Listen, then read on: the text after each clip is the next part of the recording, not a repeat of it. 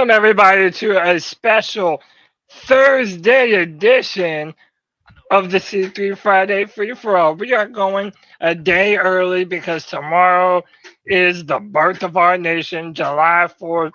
Everybody's going to see fireworks. Some people are going to see movies. And you know what? I said, well, instead of missing a free for all, let's just bump it back and give the C3 Legion something extra to talk about as they enter this holiday weekend. If you would like to be a part of the show, I have pinned the link to join the Streamyard in the top of the YouTube and the Facebook chat. The Panthers just uploaded a brand new edition of the Panthers Blueprint. So much to talk about. We're going to go through it all today. And you know we're going to do it with the most loyal members of the C3 Legion, my bros. First up, I'm going to go from left to right, man. It's my man, the brand ambassador, These Ill Skills. What's up, bro? What is going on, Cody? Like nothing like an opportunity to double dip on your favorite podcast. That's right, the C3 Panthers Podcast live on Tuesday, and this time only Thursday night free-for-all. What an exciting event it's going to be. I remember Tuesday night, Tony was talking about the race to 9 wins, probably one of my favorite parts of that show this past Tuesday, and it really rings true. And after watching the blueprint, it makes me think more and more that that's possible, that the Carolina Panthers may be able to do 9 wins this season. I like what I saw. I'm excited about the defense, Cody, and I'm excited about free-for-all on Thursday. So, hey, I'm ready to roll. Yes, sir. And listen, man, you know it wouldn't be a free-for-all without my man getting ready to tell some folks to shut the hell up. It's Panther Pickle in the building. Pickle, what's up, bro? What's up, guys? Blueprint was amazing. It was a festive. Today at work today, I wore my Keep Pounding shirt. Got so many people comment on it. Supervisor said he was going to watch a show and he was going to get a shirt. You know, ladies and gentlemen, I got one thing to say to the haters out there. Now, I'm going to dedicate this to Corey Burns because he asked me to do it. I'm going to tell you something to the haters who only think we're going to win 5 games. Shut the hell up. Woo-hoo! The Falcons are going to win the division. Shut the hell up. I think the Bucks have talent enough to beat the Panthers. Shut the hell up. Woo-hoo! You shut the hell up just because you uglier than I am. Yeah, boy. You already know we're having a great show today. Next up, my man, back on the show, Michael Bydrick in the building. Michael, what's up, dude? What's up, guys? Man, I'm just glad to be back on this free for all to talk some stuff about this blueprint. Man, I'm so hyped about this team right now. And all I gotta say is these games better be winnable for us because guess what? These quarterbacks better be running for their lives because we don't got dogs. We got sharks and freaking piranhas, bro. We are hunting. Yeah. We're gonna be hunting these oceans for this division. And guess what? We'll be eating these quarterbacks alive. Yes, we will. And I can't wait for it, man. Next up, my boy, Jake the Snake, back on the free for all. Jake, what's up, dude? Oh man, I can't wait to break some of this blueprint down with all y'all, man, on this Thursday edition of the Free for All, man. I love every single one of y'all. Know it's gonna be a great show. Happy early 4th of July to everybody out there. I know everybody's gonna be spending time with family members and friends tomorrow, so I know it's gonna be a great show, y'all. Keep pounding. Yes, it will. Keep pounding. Like we said, happy 4th of July to everybody here in the States. Hey, man, you know we're going to do it with my man, my dog, Cole in the building, back on the free-for-all. Cole, how you living, bro? Cody, I'm doing good. Hope the same for you, my brother. It has literally felt like a Friday all day long to me as well. I've been telling people happy Friday since we didn't have to go to work tomorrow.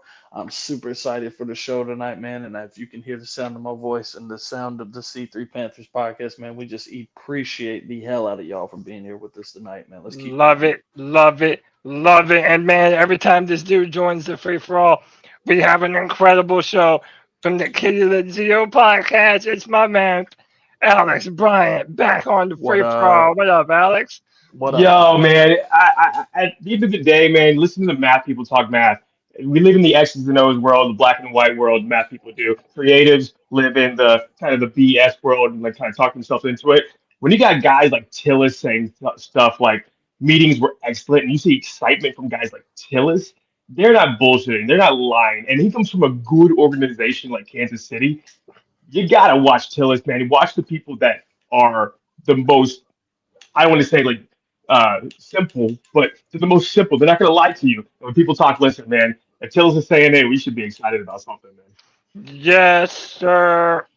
Look, man, we appreciate y'all being a part of the show. Hit that like, hit that subscribe, hit that notification bell for every single time the C3 Panthers podcast goes live. As we said, the Panthers released their own version or another version of the Panthers blueprint. Every single time they put something out, I think, bro, it can't get better.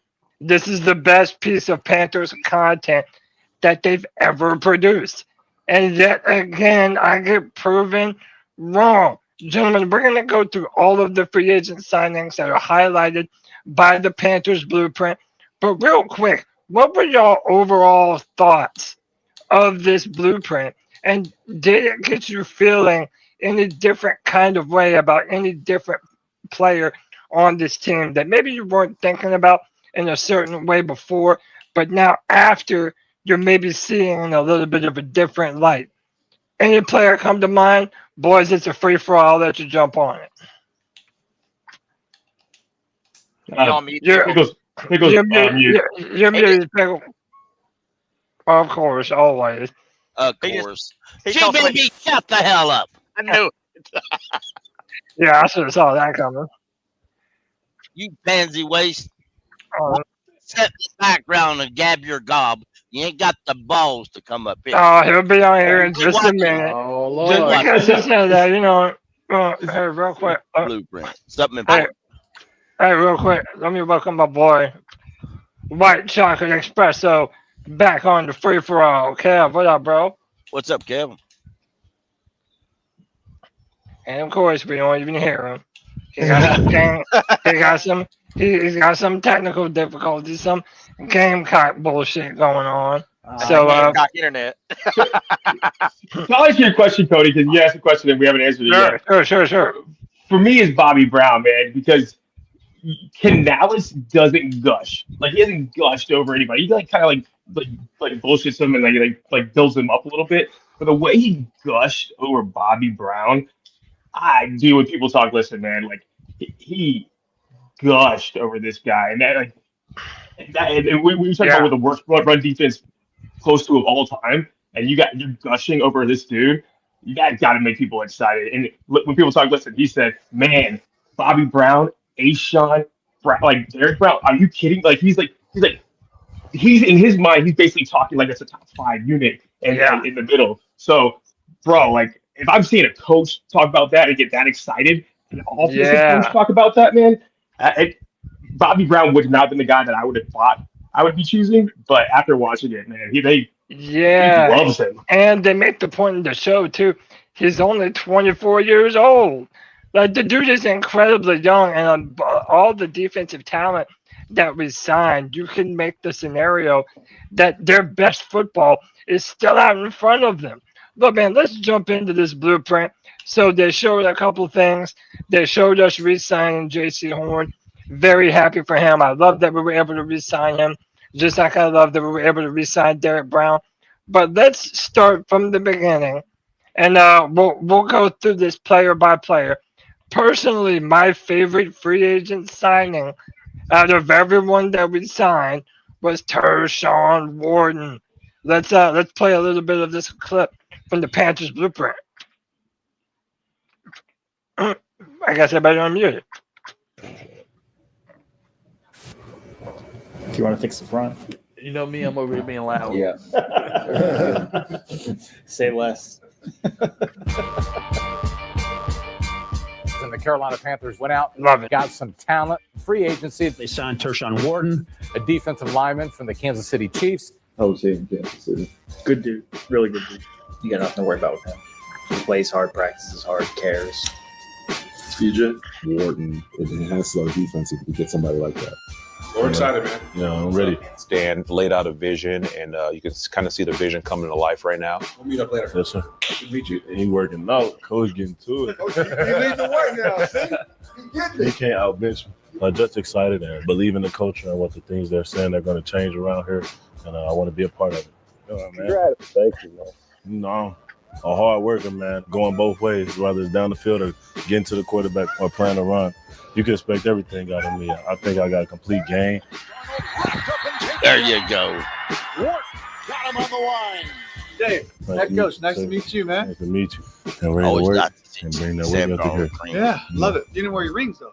No, I didn't wear them. We got to go get some. Yes. Coach. I love that. I love that. Dude, Yeah. I love that part right there so much, bro. It's like, And so does Dave I Canales. want them rings. Dude, you can see how flattered Canales is, dude. By the way, Canales is looking jacked, bro, like an absolute Chad. But, dude, I love the sentiment of Tershawn Wharton said, nah, why would I bring them old rings? We didn't win them here. We gotta go get some new ones, man. And I love the fact how everyone in the organization, even before they signed him, was so excited and instantly said, hey, you want to change your defensive front? You signed Tershawn Wharton. Follow Tillis, man. Follow what Tillis says. Yes, sir. This is almost over, and then we'll talk about Tershawn. I go get some, Coach. Quarterback trending in the right direction. Yeah, quarterback's playing good. He's nice. Yeah, he loves Bryce. He making plays against us. Oh, yeah. Yeah, he was. That boy nice. He nice. He really can do this stuff. You got eyes in the back of your head or something. How you moving around like you felt me right there. Yeah, I like him a lot. I might have to watch that How game you again. doing? I got a little piece of cake with me. Congratulations, man. Walsh. Appreciate you. Yeah. I'm excited, Coach. Walsh is the man. Gonna change this thing absolutely. around, man. And I'm gonna bring everything that you need and more. What was up to us this season to come in? Everything that you need and more. Gentlemen, what are we thinking about Tershawn Wharton? I personally believe that he has the potential to be the real game changer this year. I love how violent his hands are. I love how fast he gets upfield. I genuinely believe that we have not yet seen the best of Tershawn Wharton. And just the thought of him next to Derek Brown, dude, that is going to be absolutely vicious. Boys, what are we thinking about Tershawn Wharton? And maybe are you thinking about him a little differently now? Are you even more excited after watching him on the blueprint? I'm more excited because my expectation for this defensive line went up just that much more. I mean, I was already high on Bobby Brown. Thank God for this blueprint because it gave me, a little bit more to look into Turk. I absolutely love Turk. I mean, to me, he's a physical, a physical specimen. And I mean, what he's going to do for us on the defensive line alongside Derek Brown, Bobby Brown. We still got Ashawn Robinson. I mean, there's no reason whatsoever with these guys' mindsets that they have right now. There's no reason why we can't do what we've been trying to do on this defensive line for so long. Stopping a run, having so much pressure where we're just absolutely taking over games, man. I absolutely love Turk, and I'm glad that we got to know a little bit more about him with this blueprint. Love it, dude. Shout out to old school Panther fan with the $10 C3 bomb. Says it was great because it didn't come across as a hype video. It was completely authentic.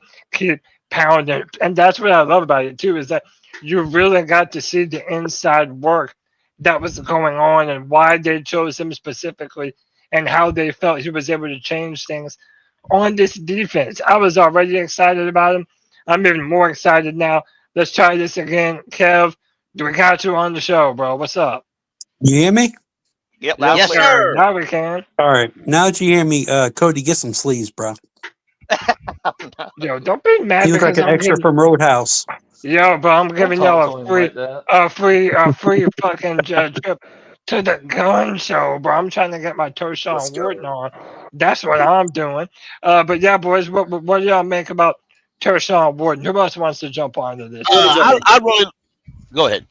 All right, I'll go first. Yeah, so the Panthers got clowned a lot when we signed him. They said, "Oh, y'all paid Tershawn too much money. He's not worth all that contract and what you paid." But then when we see him later on interacting with the other guys, and you think about the effect that he's going to have in a locker room, coming from a culture that's won 3 Super Bowls, he's got those rings. I think it's 3, it could be more, but that culture in that locker room, along with what Dave Canales and his positivity is trying to build, man, I mean, it just makes a lot of sense to me. Whatever we paid him was probably worth every penny, in my opinion. Every penny, I agree. Building on that, like we used to overpay, and I think that's why we get so sensitive about this stuff. So when you see big deals, we're like immediately we overpay, but then you get the whole data set, and you're like, oh, we basically could get mostly any of the guys that we wanted. So we intentionally paid him that much, especially like now in the safety market. Like we're like waiting for the price to go down for guys we want. We're not overpaying anybody anymore. So if we're saying we're paying him what he's worth, and we believe this is what he's worth, bro, like that's a hell of a get. Yeah, you can't overpay somebody you want. Yeah. Yeah, not like that. I think it's unfair to say it's overpay until we've seen this guy on the field for us. I hate that when fans do that. We haven't seen this guy on the team. We haven't seen him out there playing in a regular season game for us yet. Until that, you cannot say it's overpay. Yeah, I'm about to. We're just used to being sad. I'm about to pass the mic to Cody. Pickle What's the before expectations for him, though? Well, that's the thing. I mean, that's a good question to have, right? Like now, when you add him next to Bobby Brown, I see him being in a position next to Derek Brown, pardon me, and Bobby Brown as well.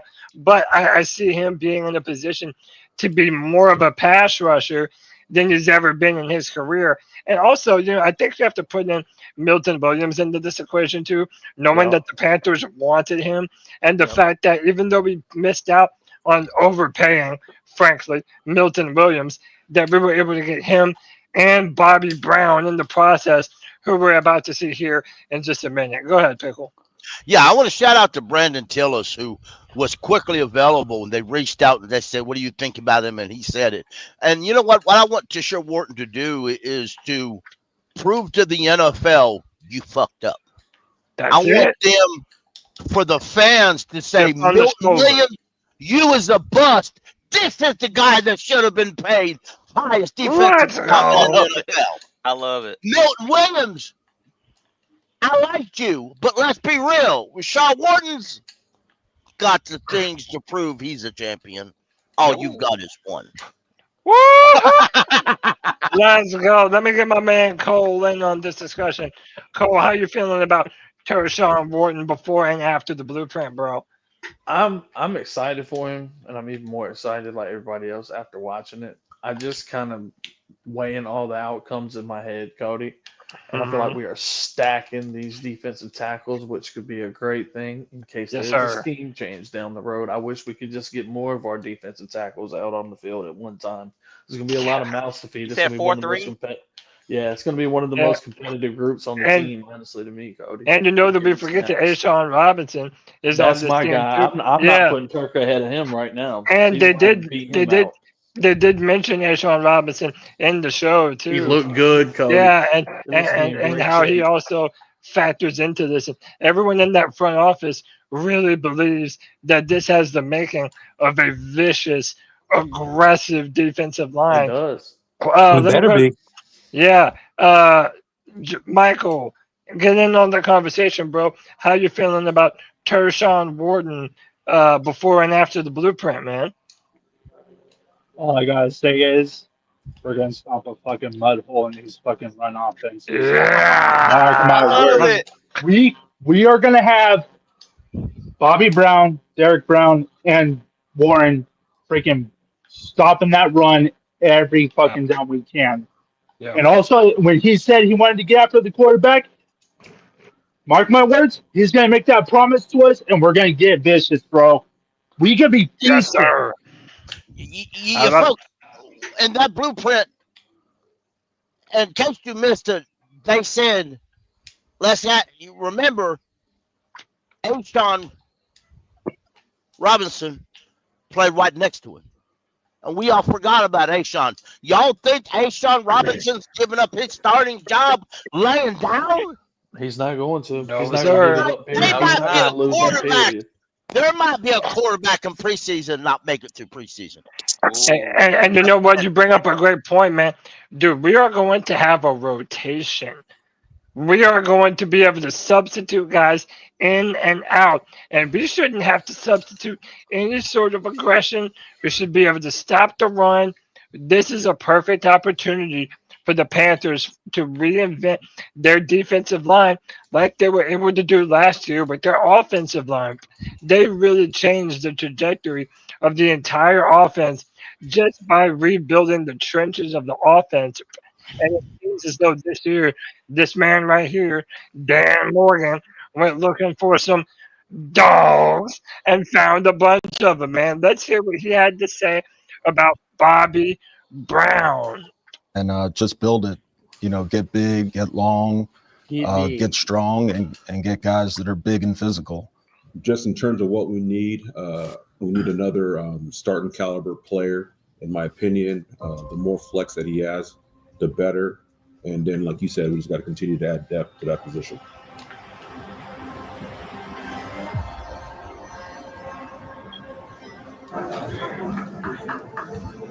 No, Bobby Brown. Yeah, 100%. That's a good one. I agree. Like I that do guy, that. he can play nose. If you had him, Derek, Ashawn, oh my gosh. Oh, I know. I'm gonna ask. He can play the 4. He can play the nose. He can play the 3. He's still 6'4" and change. He's still 33s or 34s. Like, can run. Big and strong, which he is. So, by the way, that right there in context, they were talking about Bobby Brown even before they made their offer to Milton Williams. If I have that timeline going, correctly in my head. So it's not like these were guys that they just decided to settle on. They had pinpointed these guys early in the process and then executed getting them on the team. Yeah, it's about the body type and the strength. He knows Ashawn. And AC Carter knows him. Like, we just have a unique situation for a guy who's 25 years old. 24 years old. Like, we're damn near getting like one of these guys. Literally, he's going to be, I think, basically 24, barely trained. One of these guys. Yeah. On Monday, they went out there and they signed former Rams defensive tackle Bobby Brown III. He's still young, first and foremost, and be a starter for us at the nose tackle position. But he's also versatile. He's a guy that can play the 4-eye, the 5-tech, nose tackle. And AC, talk about Bobby. Being with Bobby the last 2 years, I would say his upside has just been his growth. Over the course of the season, he got better. If you cut on some of his best clips that he has had, it's probably some of the best in the league. He's huge. He plays square to the line of scrimmage, and he doesn't miss tackles. He's a guy that can set the front for you because he's been in the system for the last 4 years. He'll go balls to the wall for you. I think he can continue to grow as a player. You see a dynamic playmaker, dynamic ability in the running game and as a pass rusher. He's a really good athlete for his size. Really excited about it. I expect us just to play hard. Like, as long as we go out there and play hard and we're on top of our stuff and we playing for each other, there's nothing we can't do. Things going to be different. That's all I'm going to say. Things are going to be different, and that's all that man has to say. And listen, Alex, this is the guy that you pinpointed that you were so excited about. And, and something I'll add to that, too, is the position versatility. We're talking about now we have Tershawn Wharton. Now you have Ashawn Robinson still waiting in the wings. You are going to be able to deploy your defensive front in a lot of different fashions because of Bobby Brown and what he's capable of doing. And add on top of, he's already familiar with Ejiro Evero and how he runs his defense. I really think that if you're polling the people in the Panthers organization, they might tell you that Bobby Brown was their favorite free agent signing.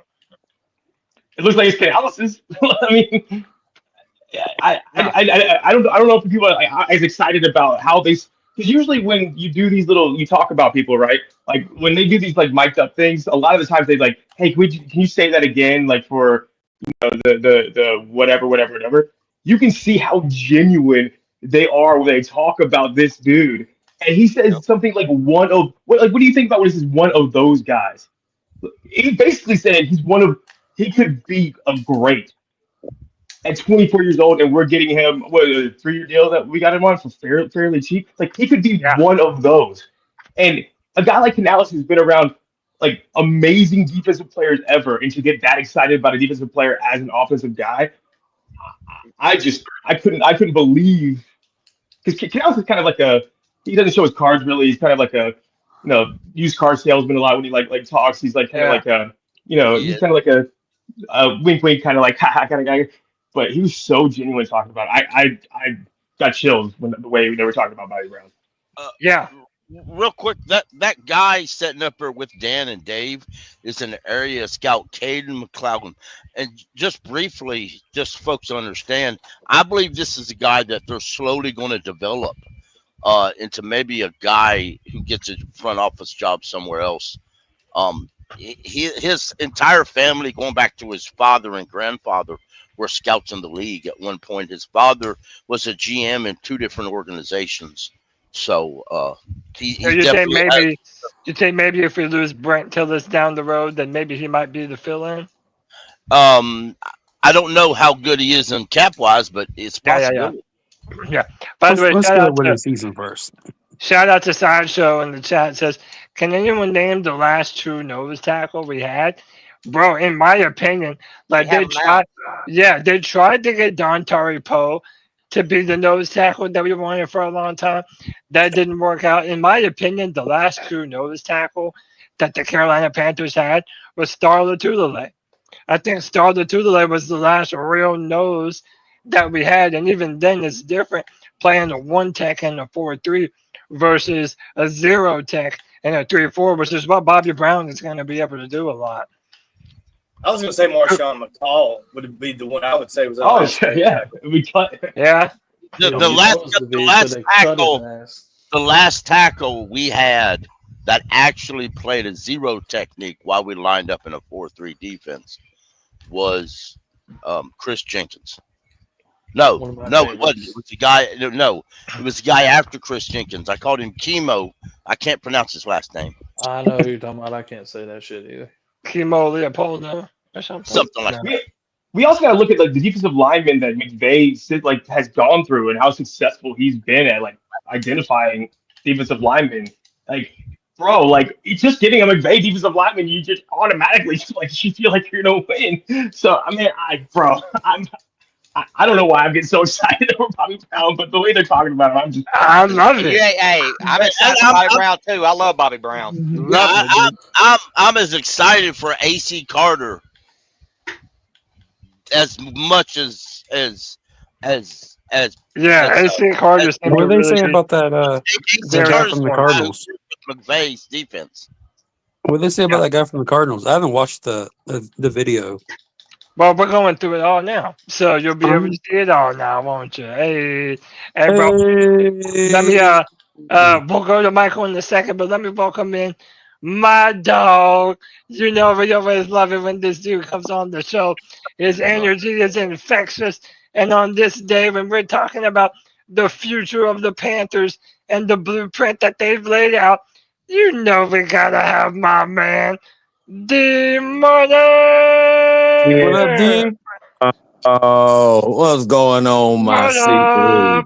Barely got my homie Cody Lack in the building. Got us a Thursday free fall. That sounds just as dope as a Friday free fall. Yes, I don't know about how everybody else felt, but that was the best blueprint that I think the Carolina Panthers have ever manufactured. And I know that you're about to get into it, but the key word that I saw from this whole blueprint that makes me believe in anything when I see this, because you can't just manufacture it and you just can't fake it. You can either learn it or it's already in you, and it's called intentionality. And you can see the intention within the picks. You saw the intention within the free agents. You're seeing the attention to how they go about their business. They have a very high attention to how they're looking forward with these Carolina Panthers. And I feel like you don't have no pulse if you're not excited, if you don't have a little bit of goosebumps when you see that type of intentionality with our Carolina Panthers. Yes, sir. One No, thing like, you listen. You Everett said it. Everett said that Dan laid out the vision, like the vision, and they had very like they go to all with intention. Everett was like, and Everett doesn't compliment anybody. Everett pretty much is like Dan laid out the vision, and like that's like chills, man. I agree with you 1,000%. Yeah, let me go to my man Michael, who has his hand up so politely. Michael is the opposite of G Baby and Pickle. He'll wait his turn and very politely. So I got to make sure to go to my man Michael. Michael, what's up, bro? Jump in on this. Okay, so I gotta say one thing. You know, it's like everyone said, Dan has envisioned the way that we want this defense to pan out. But what I liked what Dave Canales actually said was this. This dude, Bobby Brown, does not miss a tackle. That's what I like seeing from our defense is we do not need to miss a tackle. I'm sick and tired of seeing our defense getting run over or missing tackles, bro. I'm sick of it. That's it. That's it, bro. And listen, they have a whole section dedicated to that in the show, not missing tackles and stopping the run. Before we play it, let me get D Money to give his comments on both Tershawn Wharton and Bobby Brown. D Money, it seems like everyone in this in the front office really loves the idea of how aggressive Tershawn Wharton is and how versatile and how strong of a player Bobby Brown is. Knowing that we were able to get both of them for the price of one by missing out on Milton Williams, what do you make of these two defensive tackle free agent signings, and what type of impact do you think they're going to make this season, bro? Well, it's a master class in filling team needs. Okay. We couldn't stop the run. We didn't have much aggression. We had Big Brown out, and we had no other options, it seemed like, after that happened. You bring in Tershawn Wharton, when they ask him where the rings at, like, you ain't bring your rings? Nah, let's go get some. See, that's the kind of personality that you want when you in this type of system, where he's sitting here saying that we've got to turn this defense around. We got to turn this thing around. We heard that 3 to 4 different times while they was highlighting Turk.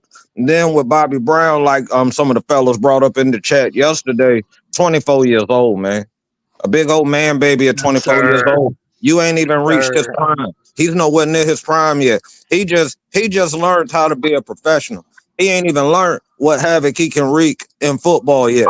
And when you have like such guys like Derek Brown beside him, and then you got DJ Wanhams, and you got Pat Jones, and you got Turk Wharton, I'm gonna tell you right now, it's gonna free up the linebacker game to where guys might have mediocre game. That front four is going to open lanes that mediocre is actually going to look pretty doggone good, in my opinion. You're going to get edges freer because you're going to have to double team within the interior. Derek Brown's a dog within himself. And then you're talking about clogging lanes with Bobby Brown. And then you have a guy who is built like daggone one of these Greek gods in Turk Wharton. He just looked like he can just throw people around like that's what God meant him to do. So you're putting all these guys there. You've got to double team them. That's going to open up edges. That's going to open up when we start doing stunts. It's going to take a little bit of pressure off the secondary. Even if they don't have ridiculous numbers as individuals, as a collective, it's going to be something that's going to make our defense better. And I know that you would say that the standard is low because we had the worst defense, but we didn't just inch in some guys. We had guys that wanted to be Carolina Panthers and guys that actually want to make an impact on the defense for the Carolina Panthers. And everybody know there's a difference from wanting to be somewhere and affecting change somewhere. So to be quite honest, it could be as big of an impact as it was when we brought Robert Hunt into our offensive line last year. I love the connection to Robert Hunt too. Look, man, I know a lot of people don't have a lot of fond memories of David Gettleman, but I love his Gettleman-isms. All the lines that he would say that really rang true that he ended up not following all the time. But I always remember he would say, big men allow you to win football games. And Robert Hunt is a big, strong man, and you see it on the offensive line, and now you go and get Tershawn Wharton and Bobby Brown. Those are some big, strong men looking to affect the Ashawn trenches. Robinson. Let's not forget Ashawn Robinson Oh, is yeah. still on that line. Oh, yeah. We talked about We him. got some beefy guys, no Diddy, no Baby, or all across that line, man. Yes, sir. Who else wants to jump in on Bobby Brown before we go to the next part of the blueprint? Kev, Cole, Jake, jump in, I boys. have nothing to add because I haven't seen it. If we get quality nose tackle play out of him, that could potentially change the entire defense. That's all I'll say. We're finally going to Tell have it, a Cole. rotation. We're finally going to have a competent rotation on the defensive line, which we have not had since Evero's been here. So I mean, I'm just excited and I'm ready to see this defensive line wreak havoc on the offensive lines. Yes, sir. And you want to know what else I'm ready to see him do? Stop the run. Let's Oh my hope God. that I'm gonna get a this little year- excited. I'm telling you, Oh, you have I'm gonna to. be Blue Chew excited when we stuff somebody like get some tackles for losses. I'm gonna be Blue Chew happy. I'm telling you, bro. Hey, Blue Chew like them Panthers, baby. Oh, Be able to stop the run first and foremost. Man, you think about it, bro. If I can go back to work on a Monday and be like, yo, did you see how we stuffed that ball carrier in the backyard, in the backfield? Do you know how I'm going to walk in? I'm a short fella, but I'm coming in as Shaquille O'Neal in the prime, walking in. yes, I'm telling you. sir. I'm telling you. Think about it. When we was at our best, we were knocking running back silly, right? So in my simple thinking mind and the logic that I carry, right, if we just start knocking dudes into the dirt, we should be all right. And we're bringing in guys that like contact. You know, everybody was trying to figure out this thing, copycat league. We just need the over athletic edge. We don't have to have the weight on the line. We can just be athletic and run around them. They saw that didn't work. All right. Then we just went and got name value guys that was banged up. They was on their last tire, but they were being paid very well. That didn't work out very well. This is the reason why I like this front office, because the simple fact of the matter is they're not going to bang their head against the wall. If this doesn't work and they see it early, let's go ahead and wipe this thing out. Let's find somebody that can do it. You saw how they ran that waiver wire last year. I tell you, we were just picking up, dropping, picking up, then come back, might wrap around and come back and get you again. And Like, D-Money, it was like you said earlier too with Robert Hunt, that last year there was such a precise vision. They wanted to be able to run the ball down teams' throats. Now, every single signing that they've made on defense, even down to the safeties that we're going to get to later, came in with the express idea of stopping teams from running the football on the Panthers, man. It's also like you had it right, D-Money. We gonna knock them running backs so far back, they're gonna be in Cody's backyard. You guy after guy after guy after guy. The rotations, you're going to like 2-3 guys deep on each level. That they're held like they're not winded ever. They're just like coming at you. Yeah. Like, bro, you do not want to face that. And by the way, Tyree Ross also makes a point. Let's not forget about Cam Jackson, who we drafted, who's also a part of this equation too, man. We hunkered down. I'm gonna tell you this: we are a trenches team. We are a team for the trenches. I do believe. Let's go back to it. That's where we came from. Yep. So let's check out the rest of this little stop the run film. Standpoint, who shows up and plays the C area with aggression. But at a minimum, is finding guys who just give great effort and just lay their whole body out to make I this love the play happen music. and work together. So there's a lot of those things that we have to look at. Yeah, no, that's good. Yeah, that's good. And it feels like we need to sign a ILB too, right? Yeah. This is something that nobody knows better than Dan Morgan. Play middle linebacker. Dan Morgan was like, yep. You got two monsters in front of you. They eat up combination blocks. And that gives you a little more time to evaluate the run through gaps and make plays. It's like a running back playing behind a really good offensive line. You're looking for the... So that's a good point too. And one of the things that I always love is when Luke Kuechly won Defensive Player of the Year. You know what the first thing he did was? He gave talked. props to He gave props to Starla Tulele and K1 Short Makes a because we've been complaining a lot about our linebacking core over the years, and those two things are correlated. When your defensive tackles aren't doing their job, it's harder for your running backs to be able to shoot gaps, mind their assignments, and be able to flow from sideline to sideline. Yeah, to me, like I said earlier, stopping the run starts in your interior, and your linebackers are going to thrive on this. Go ahead, Michael. Yeah, I like to say too that Dave Canales said another good thing about this defensive line. Like when we brought those two in, yeah, he called them monsters.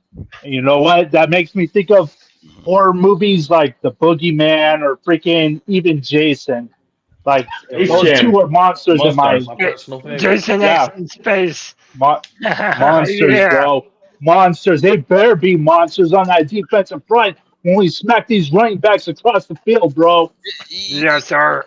Y'all notice we didn't sign one defensive player that had issues tackling last year. Yes. Not one. So There's a vision. Into free agency and you say, I want this guy, I want that guy. If they got issue with that tackling, X marks the spot. They're not coming here. That's Do not true, accept though. players who won't, can't, or don't know how to tackle. Yeah. Digital skills jumping on this convo, bro. Like I said, knowing how bad the defense has been, how many points we've let up, they have made a concerted effort to stop this run, man. What you thinking about what you're seeing? We're seeing the plan come to fruition.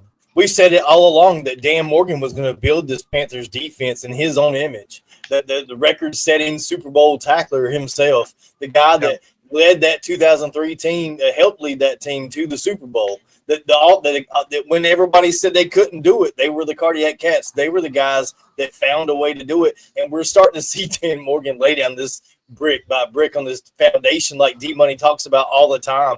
And now we're getting the inside scoop as to what's going on with this defense. It's extremely exciting when you see these guys putting their heads together and talking about this. Look at AC Carter, and they picked up a guy 24 years old that looks older than AC Carter. It's unreal, like how. And I was going to point that out earlier too. They changed that NFL scout out too, Pickle. That was the guy that had been here for 20 plus years. Changing him out, finding guys like Bobby Brown that are value within the NFL that became free agents that they could bring here. Like these types of upgrades, seeing the inside baseball of what happened makes me feel so much better about what happened. Because if you just go off straight roster, you say, well, maybe the Panthers aren't that good. But then when you start listening to their reasoning and why they brought these particular players in, and then you can really buy into the idea. So I'm feeling it a lot more. And wouldn't it be something if C-Dog was right to say this defense is going to be top 10 this year? Wouldn't that be something, Cody? I would love it, man. Dude, that would be buy everybody in the panel a drink. Such a welcome difference. I'm on record back in April saying this. I completely agree with Everybody this. on the panel right now, we got a top 10 defense. You get around on me. Yeah, And we want our openings to get around on me and come to AYC. Yeah, drinks on D-Money. Yeah, I'm telling you, we gonna get it right. That's it. The best thing about this top level defense, or defense we think is going to be top level, on practice on a regular day, they're going against the 2024's 8th best offensive line per PFF. So the 8th best offensive line in the league. That's going to make both of them better. It's going to make both of them elite. That's going to be some iron sharpens iron, Pickle. Iron sharpens iron. Go ahead, Jake. Y'all think we're going to have a top 10 defense? No. I'm not saying that. My fault. I think it doesn't even have to be a top 10 defense in order for them to be markedly better than they were last year. No, I might be in a high right now, but I said this back in April that I thought this. I mean, I hope and pray it's a top. I would love a top 10 defense. I'm so concerned about our edges. Well, You should be. the edges. I'm concerned about our edges. So We got edge control. We got two rookies. I think our rookies and the guy with them are going to be fine. I think they went out and got the Rams linebacker for a reason. I think they kept the guy from the Vikings want him. I think they kept him for a reason. you did want him. I mean, to be bluntly honest, they did let Clowney go, but they said, dude, we need to take a pay cut. I don't even care. Goodbye. I do, because we haven't signed anybody since Cutdown. And by the We way, haven't signed anybody since Cutdown. once we see, They we don't need to. Yeah, You they do. offered him. They offered Wait him until you to see Patrick Jones. So look, That's they're going to show. outrage. They're going to show the outside linebackers. Are we going to sign a safety or corner? But listen, they're going to. Nobody ever said we were going out to get a safety in the corner other than fans. Hey, Fan Cody. and hype said we did this to get a safety. Well, we're going to get everything if you leave it. So why did we cut him? Kev just wants a South Carolina player. That's all. Why did we cut him? He wasn't the type of leader we wanted. But How do you know? because a bunch of people said it. You got inside information? But Kevin, one of the things that they're going to get into, one of the things that they're going to get into later is why they signed Patrick Jones. But listen, I want to talk about the inside linebackers because I feel like out of all the free agents that we signed, the biggest question mark that we have to this point has been Christian Roseboom. This is what the Blueprint had to say about him. Types of players that are combative by nature, that love the physical part of the play, because that's where it starts. The guy that's interesting to me is Roseboom. I love this play style. I love watching his film. He plays fast. Long hair, don't care. Christian Roseboom. Was he with you guys at the Rams? Was he with you at the Rams? I think he's perfect. He's played in our system. He can communicate. He's smart. He's what we want in a locker room. He's tough. He's durable. Hey. Good to see you again, man. Listen here on the cameras. How you doing? Good. How are you doing? Good. Good to meet you. You know the scheme, so Yeah. carry on. All right. Safety. If I didn't know any better, I would say, damn, that looks like Diesel Skills playing linebacker. Oh, shit. Hey. Look, boys, what do we feel about Christian Roseboom? And look, we can also add just our inside linebackers in general. Trevin Wallace, I'm a big fan of. But if these interior defensive linemen are who we think they are, then how do we feel like these guys are going to be in this defense, specifically these linebackers? Let me, to start that, let me welcome in my man Wes Justin back on the free for all. What's up, baby? What's up, baby? What's up? How you doing, brother? Good. I'm good. How's y'all's day going so far? Doing good, man. What do you make of this? Starting it today. I didn't have to wait another day. I know, man, dude. Thursday free for all, so everybody can have their 4th of July celebrations and watch them fireworks explode. Hey, I was down to do it with the fucking C3 Panthers podcast, to be real, but hey. Don't rule it out. Yeah, so Justin, what do you feel about this linebacking core, specifically on the interior, bro? I'm glad you started talking about Roseboom, man. Nobody really talks about him enough, in my opinion. So I think dude's a hard tackler, man. Yeah, he really is. He does miss some tackles trying to hit hard, but I think he'll clean some of those up, Yeah. And like we mentioned earlier, it seems as though they have a concerted effort to stop the run, and all their free agent signings have been brought in to do that specifically. And that's why I love the vision here, man. Who else wants to talk about the linebackers? Well, Roseboom in particular. Go ahead, Mike. I'll go after you. Okay, thanks, Deez. So yeah, like what Wes just said, he does miss his tackles when he's, going at lightning speed. But if he cleans that up, every time that he says, "Oh yeah, I missed this tackle, I got to clean this up," then guess what?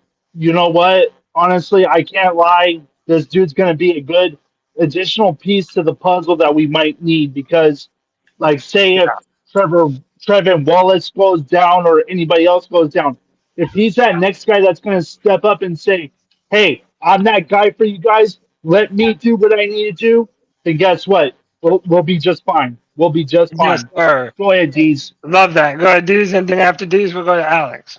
Sounds good. Yeah, multiple times they quoted that he knows the system already. He's familiar with it, and he's good to go, is what the coach just told him. And it's not only that, they brought in the linebacker that was behind the nose tackle that we were just talking about. So to bring those two guys in together as a pair tells me that the plan is to replace Josie Jewell. Josie Jewell wasn't the guy that they thought he was. He didn't play good enough last season. It didn't meet the expectations that the coaching staff had. And the new members of the coaching staff, all these linebacker coaches, wanted to find somebody new that would fit what they wanted them to do. And just watching any clips of Roseboom, you can tell this guy plays with his long hair on fire. Yes, He's sir. exciting to watch. And it might be something that comes to life this season in the bank. It might be Roseboom out there for Carolina Panthers fans. Oh, let's go. Go ahead, Alex. Yeah, so I feel like I can defend myself a little bit when I say top 10 defense.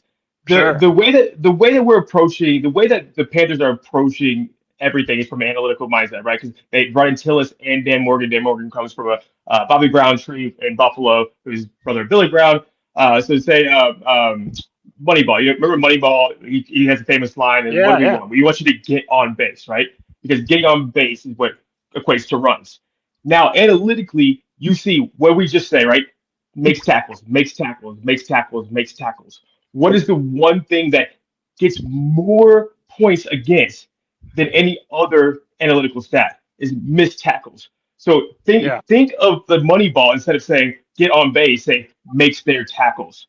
So they're approaching this defense from you see every season. I'm just laying it out as like an analytical thing, right? We're going to make tackles. The bend don't break mentality, 3 points versus 7 points kind of thing. And then all of a sudden, those 30-point games, instead of touchdown, touchdown, touchdown, touchdown, it's field goal, field goal, field goal, field goal. And we cut all our points against in half. We're a top 10 defense. That's my mindset when I say top 10 defense. Yeah, absolutely. Cody, can I say something real quick? No. All right, fine. All right. In reality, here's what I think about Clowney. Okay. In reality, I believe they got more pass rushers in the draft than they expected. I think by the how they list the best and their rankings, they ended up getting two guys they did not expect to get. And when they entered free agent, or they entered OTAs, I guess you would say, or after the draft, they looked at it and they thought, well, we already signed a guy in free agency, and we expected to get, if you look at it, they expected to get one pass rusher. Let's say it was Nick Scorton. Well, then they didn't expect Princely to be there. So it would have been Patrick Jones, Clowney, Wanham, and Scorton in one way, shape, or form. One of them four. When you throw Princely in there, one of these vets was going to have to be cut. It's just plus minuses, get somebody into the game. It was just going to be.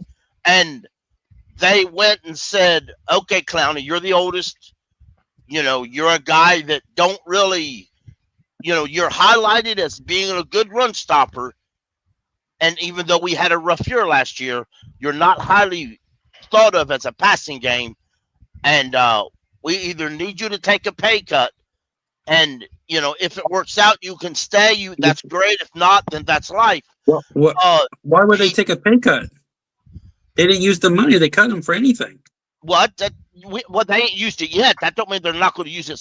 By the way, they did try to sign Jair Alexander, but he decided to go to Baltimore for less money. So they do want to upgrade the defensive back room, which is why I think Asante Samuel Jr. could be in the equation for us later on. I don't know. I know Kevin wants Gilly didn't come back, but the dude's like 35 now, He's right? the best player on the market. Yeah, but I don't know that he's better than And he's going to be like the third Samuel. corner of the team. I don't know that he's better than Asante Gilmore is Samuel. in. Oh, yes, he is. Shut up. Gilmore is in Wow. talks with Buffalo. Shut up. Shut the hell up, Kevin. You might Shut not the hell up. You a South I'm not even Carolina talking to fan, you. I was right? telling Cody, shut up. Well, it's a Oh, reflection. you don't tell me to shut up because you It's know a what blue I I'll drop the rock on your ass if I need to. But look, man, let me bring it back to the linebacker core. It's round 5 already. It's round 5. D-Money, Damn. D-Money, what you make of this inside linebacker core, bro? Well, first off, if you've been in the spaces, I've been yelling Rosenblum from the moment we got him, not off of the eye test, but when you look at a stat line and you tell me that we was the worst defense in the NFL and the man averaged double-digit tackles for the season, that's a guy that I want to entertain.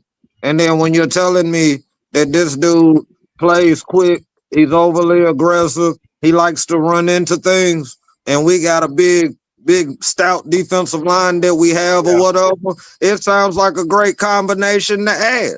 I had said all off season that I wanted a guy that enjoyed running into things. He sounds like a guy that likes to run into things. So I support it. And to be quite honest, I think before we get even scratched the surface of training camp pretty good, I already think that they're going to be saying that he's probably a starter because he's going to show that aggression. And that's what Dan wanted. Dan wants a guy that's going to be aggressive. He wants a guy that's going to finish. And I believe that he'll come out and he'll finish because there's going to be so many opportunities for like assisted tackles just because of the line. So I'm excited, really highly excited. I agree with D's brother from another mother. I agree with him just wholeheartedly. It's kind of the writing on the wall that like either Josie's gone or Josie's going to be a depth piece. And I mean, really, the way Dan and them are turning things around, I could see Josie out the building. Unless Trevin Wallace just has a setback in development, I think that we should see something this year.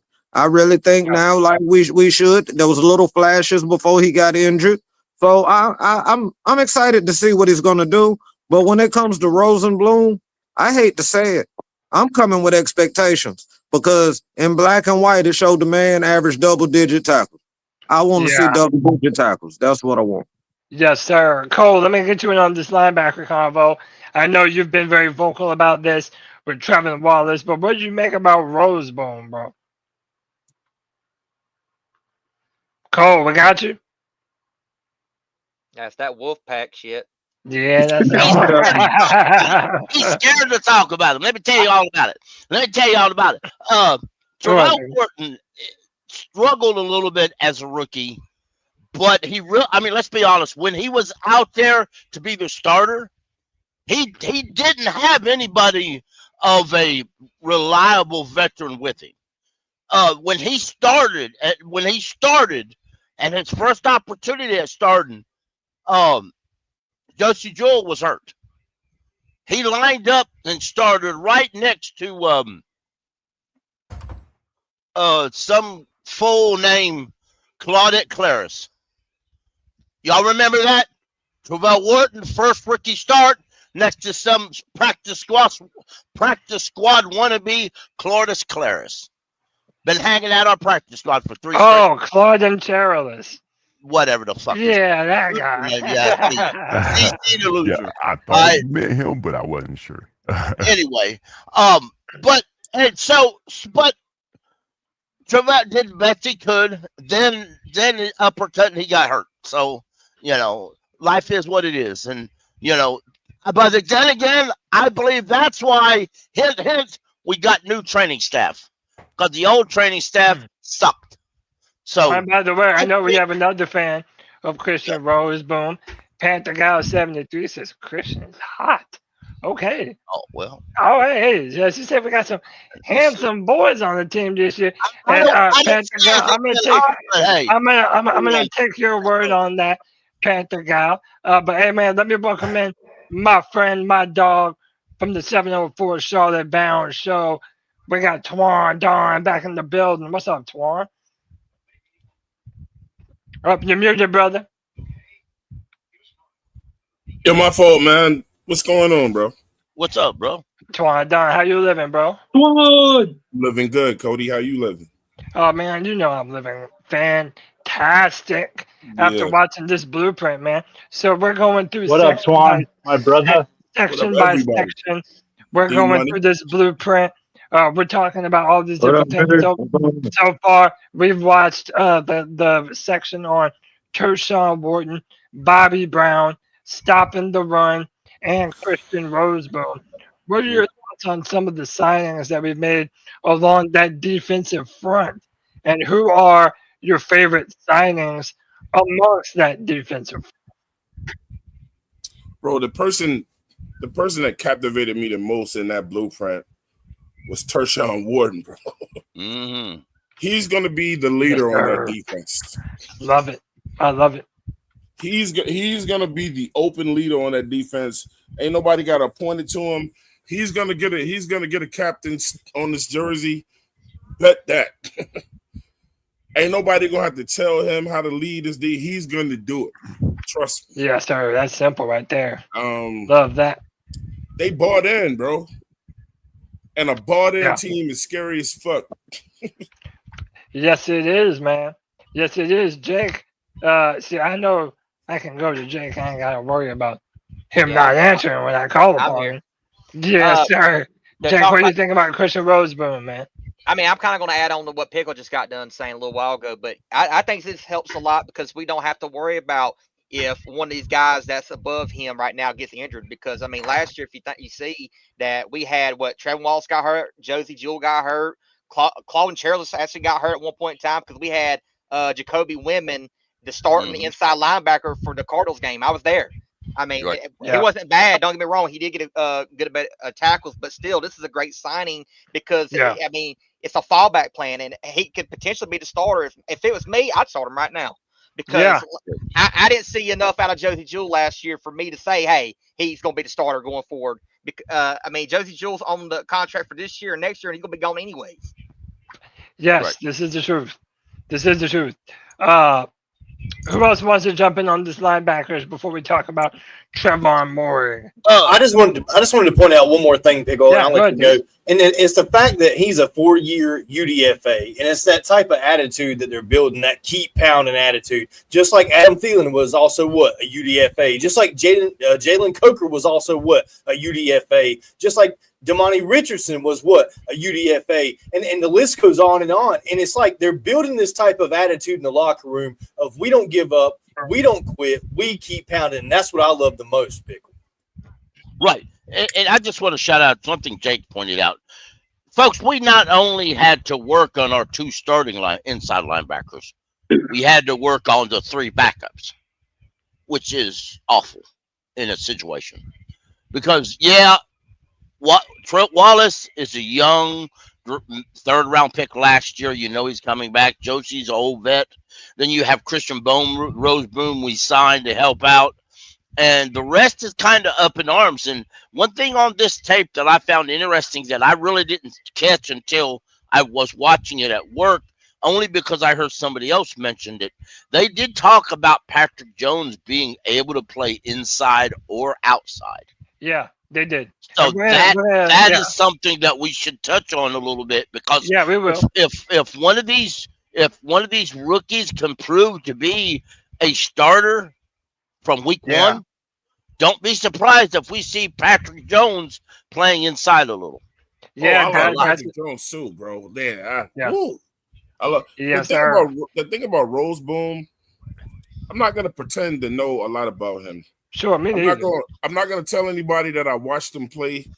I definitely don't want to fall into that blue and black scenario that we tend to do every year. It don't make you good because you put on the Panthers jersey. It don't make you special because you put on our jersey. That's right. I don't want to overhype anybody, but the team is so full of talent that I don't have to. But I'm not gonna down talk anybody. Like, I mean, Roseboom could come out here and be a killer. Yeah. So, my thing is, I'm gonna expect the best. I told Pop yesterday when we reviewed that I said that wasn't no hype tape. That was a fact tape. Yes. Yes. That had nothing to do with hype. That was all facts. Yes, sir. Yes. And before we get to the next part of the show, I want to remind everybody, leave your comments under the video too. That helps us out in the algorithm to get seen more. We got 65 people watching on YouTube right now. We appreciate y'all for spending your Thursday before you start your 4th of July weekend with the C3 Panthers podcast. Look, man, one of the more underrated free agent signings that I believe the Panthers made is none other than Trevon Moehrig. And let's talk about this guy because, as we mentioned earlier, everything that the Panthers have done has been with the express interest of stopping the run. And they really feel like at that safety position, Trevon Moehrig does exactly that. Cody, real quick. And your two safeties. You would say somebody that's a high-level communicator. Instincts and feel is a big part of that position as well. It was the collaboration of all of us understanding that these are players who we want on our team. Moehrig, he's a good starter. I think he's got position versatility that makes him a weapon like the blitz and play the big nickel, him around the ball. He's got a great play style. He's violent at the point of attack. Moehrig would certainly be an upgrade for us. And in my opinion, a big investment in this position has got to be a guy that they're doing more than just sitting back and playing deep coverage. These guys have to be really good tacklers. They got to be somebody that you can send on the pressure and they can go beat it back in protection, those type of things. And so we haven't had. Hell yeah, they got to tackle. If you got somebody like Moehrig, you say, hey, let's line them up in nickel, and they're doing more than just playing safety. So I like the way he showed up in the run game, regardless of where he was at. He just had a nose for the ball. Merrick getting into the backfield. Receivers try to block him. He's violent. He's going to run right through Travion Williams. He is not ready for that contact that Trevon Merrick is bringing. Like the attitude and style we want to play with. Yes. I think he's got everything that you're looking for, a former system fit with like the versatility that he's got.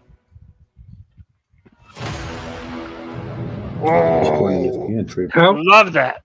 How is he in pass coverage though? The Carolina Panthers. I wanted. Yeah, he's actually really good in pass coverage. Is he? I've known nothing about him. Yeah. Yeah, he's really good in pass coverage. And by the way, and then I'm going to pass the mic over to Twan. It really seems as though, and I don't want to say that they're showing too much of their hand, but they really intend for him to be a factor when blitzing the quarterback and getting into the offensive backfield. I like that about him to the point they even mentioned when talking about stopping the run, they mentioned Trevon Moehrig specifically. So I love that. Go ahead, Twan. That sounds like Jeremy Chin. Twan, can I interrupt you real fast? Because I want to highlight you real fast. You made such a good point that we hadn't come to yet. This wasn't a hype video. This was just them talking. And look how hyped we are about this video. Yeah. Like they didn't intend for this to be a hype video. And we're hyped about it. So that was a really good point, Twan. Go ahead. This was not, definitely not. Okay, with Moehrig, you heard what Dan Morgan said, right? Dan Morgan said, about him blitzing and getting in the line, getting in the backfield, and tackling as well. Now this is a chance for Evero to get it right again. Pickle, you remember when we went out and got Jamie Robinson? Moehrig does the same thing, bro. He's a blitzing safety. So the thing with Evero is, are you going to let these guys do what they're good at, or are you going to try to change their game when they come over to the Panthers, bro? You didn't let Jamie do what he did well, and I know other people didn't want him, and this is not a Florida State thing or whatever. But when it comes to Moehrig, he can cover. But are you going to let him do what he is excellent at? Or are you going to hold him back? We already seen him try to hold J.C. Horn back with the non-traveling or whatever. Let these guys do what they do best and make up plays for that. Don't be conservative this year, man. Those guys all have something that they all do excellently, and you gotta let them do that and show their cards. Don't try to change these guys into what you want them to be, or just let them be more of what they already are, man.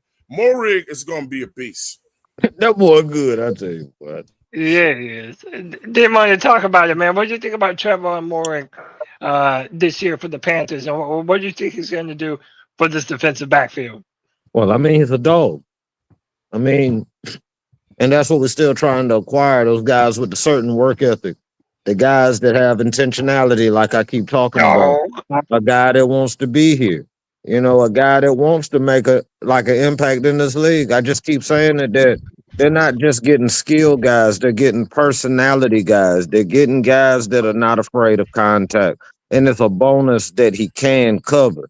I even heard somewhere in the blueprint of like experimenting with a little big nickel with him. You know what I mean? So there's a lot of things that you can do with him that I'm interested in seeing.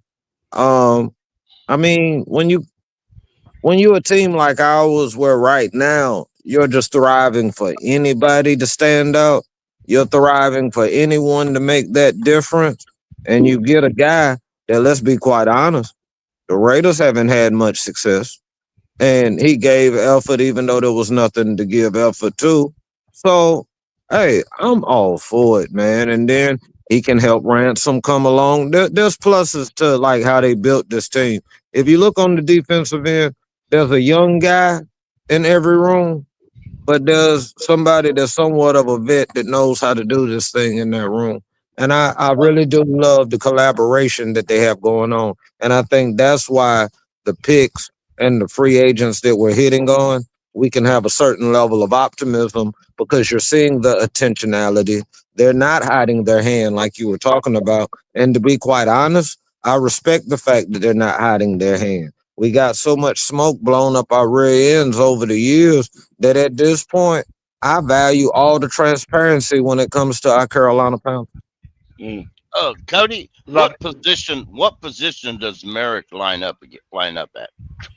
I believe they're primarily more of a free safety from what I've seen, but they do rotate him down into the box. Right. Well, on a lot of the depth charts I've seen list him as strong safety. Yeah, and He that's came what from I've the seen Raiders. too. Do you know who the current Raiders projected strong safety is today? No, who's that? Jeremy Chin. Wow. We're gonna find out. Small But world, Twan, huh? right? Twan, I'm gonna agree with you a little bit. I'll throw this a little bit. I'm sure we'll discuss it later. If this is Avero's third year, the first year we were told that he didn't have his guys and they weren't all overly talented. The second year was a disaster because even we had his guys and they didn't fit. And either way, it was another issue, right? This is Avero's third year. His excuses are over. They don't have to fire him. If we had a mediocre defense, they could say, "You have a nice life." Hey, so look, I'm about to go to Michael, but we have a lit show today, boys. I got Pop Angie baby in the background. If I do put you in the background, Rotate me out, Cody. Okay, but Rotate me out. if I do put you in the background, it's only temporarily, and I will bring you right back in. And, if you say something in the private chat, but everybody's good. Nobody's being kicked off the show. Don't worry. Go to let me go to Michael. Go ahead, Michael. Okay, so yeah, everybody made a good point on what Ibro needs to do because, yeah, just like what Twan said, and I'll even repeat it again if no one's heard it. If he wants to coach this defense, he needs to let them do what they do, or he needs to do something with that defense. And I'm not saying, and I'll even get to Morwig because, like, I know that he's a good safety. Well, not technically, but like, I'm not saying because he's my dad's player because he loves the Raiders and he loves watching them so much. Yeah. But like, when I see Morwig play, I think of him as like one of those safeties that just wants to get in your face so freaking bad that he just wants to murder you. Yeah. And he wants to put you in so much misery on that spot, like you're gonna be thinking, "Oh shit, what the fuck am I gonna do?" Like he does. Dude's always in my face. Like, how can I prevent this guy from getting to me? But honestly, you can't because he's always gonna be right there. You just don't know when he's gonna attack you. Yeah. He's that vicious, boy. And Michael, another thing too to add on top of that, and I've noticed that this is a trend with a lot of the players that we've signed, position versatility. And they say it a bunch that these players have the position to do multiple things in this defense. And I really, really like that. I think that they're not just doing it in case they need them to play certain positions. I think they have a plan to get these guys playing in multiple different spots, depending upon the formation, depending upon what they're trying to do on certain downs and distances. Let me go to Justin, and then I'm going to play this clip, and I'm going to rotate some more people in the room. Go ahead, Justin. Oh man, I don't even know what to say, dude. Like, I'm really just I'm kind of stuck Trevon with hope. Huh? What do you think about Trevon Morgan, what he's going to be able to do in this defensive backfield? I'm excited, dude.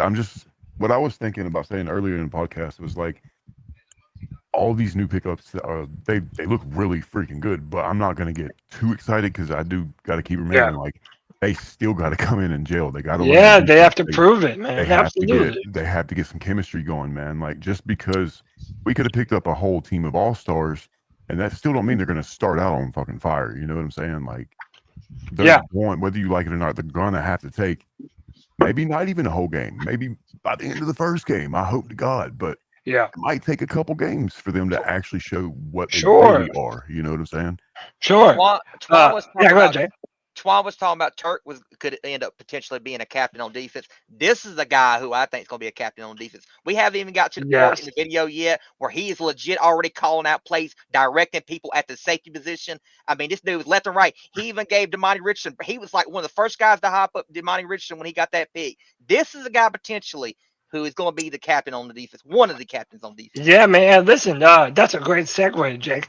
Let's actually listen to a little bit of Trevon Morgan and what he brings to this defense, and then I'm going to let some other people into the show. Just learn with the guys, grow with them, like I said, and come in every day with the mentality just to get better. Man, you saw that. Yeah. Super excited about Trey. He's a player that when I was at the Rams, we studied and we loved him as a college player, and we knew he was going to become a very good pro. And he's done that and really established himself as a top-tiered safety at the Raiders. Y'all know I'm mic'd up, man. Yeah, I'm fast today. So when we had the opportunity to bring him in, we were thrilled. He's back, bro. Let's lock in today, man. Let's have elite focus. Have fun out here, but let's not forget what we're here for, bro. Starting now, not in camp, man. Let's go. Stay at it, stay at it. Gang on two, 1, 2. Gang on 2.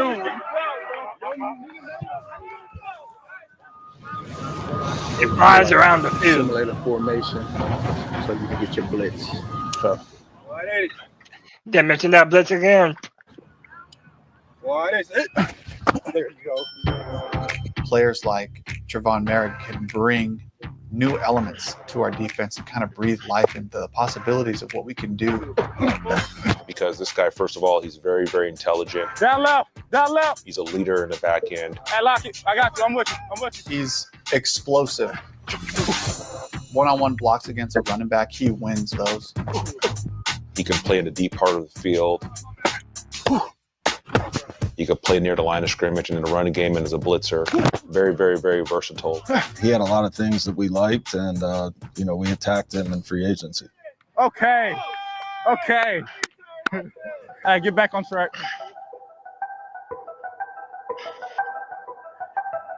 Hey, first and 10. No. We're going area. This is what I love about him right here. Stress. Yes.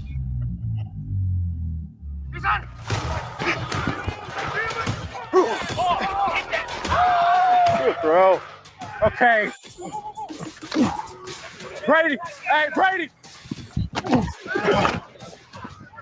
Yes, sir. Hey, look the shot. It's not there, Andy.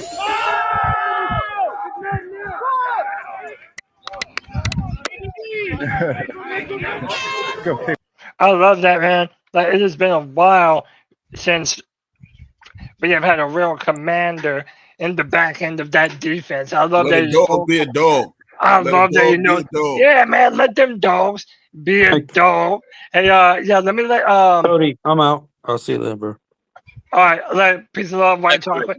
Let me Alex raised his hand in the background. I'm gonna let Alex go. Alex, what's up, bro? And then I'm gonna introduce some friends of the pod. What's up, Alex? Yeah, once we like now that we're going through the end of like all these guys that they're talking about, right? I think the really important thing is that the best GMs in the world identify, put a value on talent, and they go after that talent. Like and they sign people early because they beat the market on these guys, right?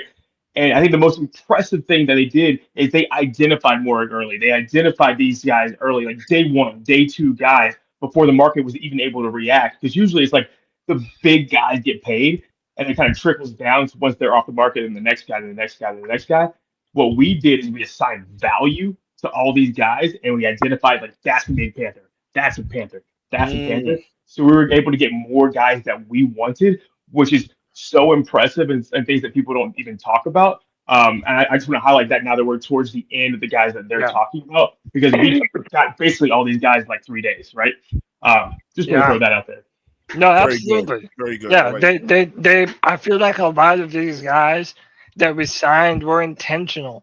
None of them were like, "Oh, this is the best of the rest." You know, these are the leftovers that were able to get to come to Carolina.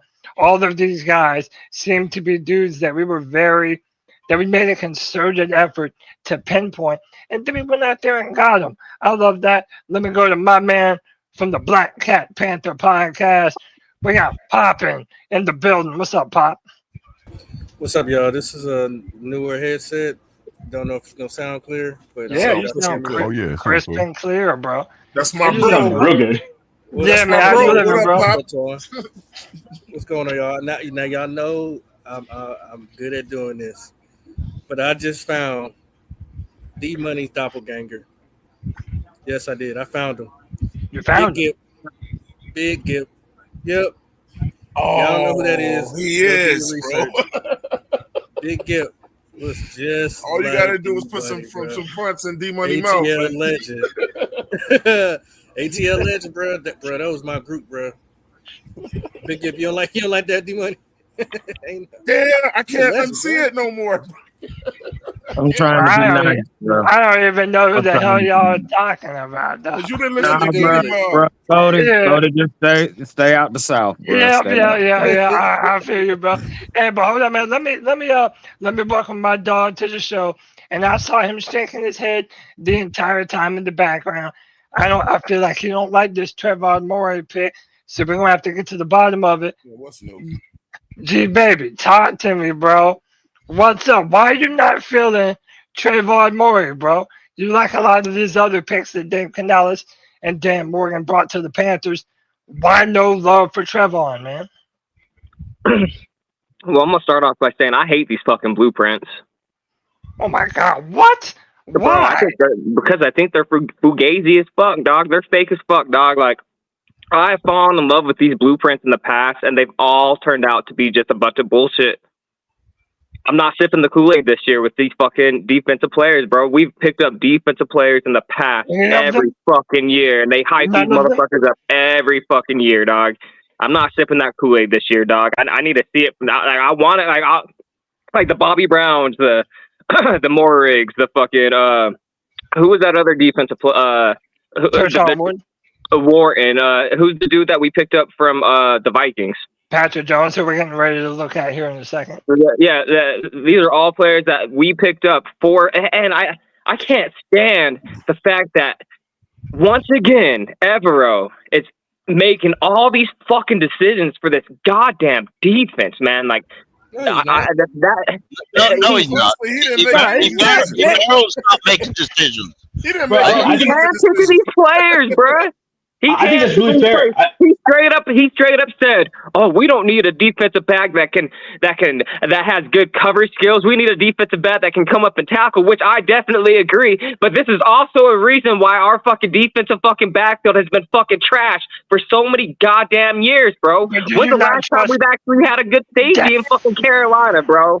Oh, bro, you Morgan the same dude that drafted your beloved Jonathan Brooks? Do this dude Dan Morgan, or do we not? Cody, I love all the offensive picks Dan Morgan has made. I'm talking about the free agency. I'm not talking about the draft picks, G. I'm talking about free agency, bro. These free agents, defensive players that they have brought into fucking Carolina. I need to fucking see it to fucking believe it from these guys, bro. Yeah, I agree with you. I agree with you. I'm a hater. I'm a hater. Go ahead, Alex. I'm a hater of the blueprints. I'm with you, man. I got killed every single time when because they're hype videos about nonsense, right? Usually. But this one was, in my opinion, was different because it seemed so intentional. But I agree with you just on that point alone. I think that's very, very important because you're not alone on that. The blueprints usually are a little overrated. They're kind of too cliche fan-y. But this one right here, I do agree with. That it is a good one. I think this is the best one we've ever done. I believe that there's a way to be fair about this and say that we have to see the Panthers prove it. Every year we do get excited about what the Panthers present us, and then when the record doesn't look good at the end of the year, we all say, oh man, we were duped. But I believe that when you look at the film of what all of these players do and how effective they have been in the past on the other teams that they've played for, there is a legitimate reason to be excited about most of these picks. And Cody, we have the worst defensive backfield in the entire NFL. Oh, that's bullshit. No, it's not bullshit. No, it's not. Cody, these guys went out and offered Xavier Legette a contract. That alone should tell you how they feel about these defensive backfield, bro. We're in a position, G. D'Angelo, JC Horn, who do we have? Who do we have besides JC Horn, G? Hey, bro, Mike Jackson is serviceable, bro. He's a bridge. Come on, Mike bro. Jackson is a bridge, bro. G baby, you're crying. You're crying because. Yeah. Let me read the money, and then I'm gonna let you. Yeah, go put Mike Jackson on a fucking.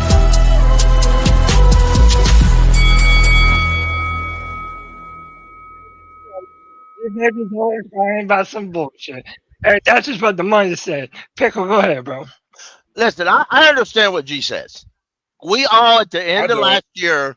Well, at the end of last year, a lot of people didn't want Mike Jackson resigned.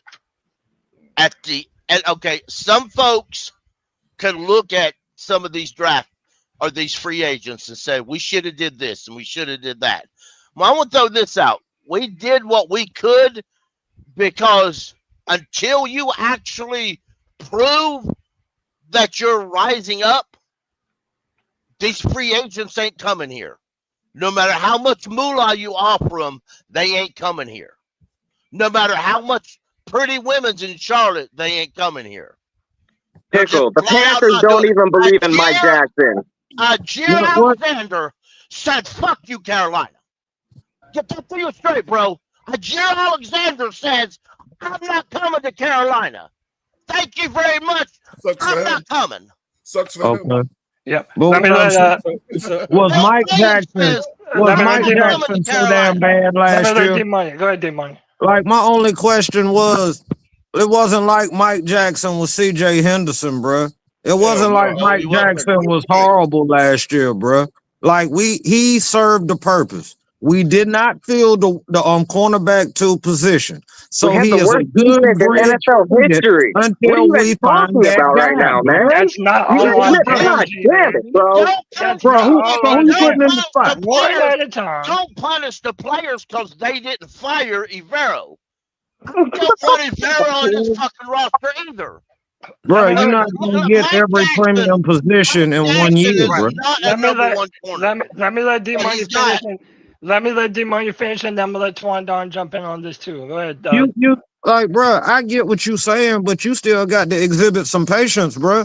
We filling up this team. So if we got to go with a bridge guy that can be serviceable until we can get a standout 2 corner, then that's what we do, bro.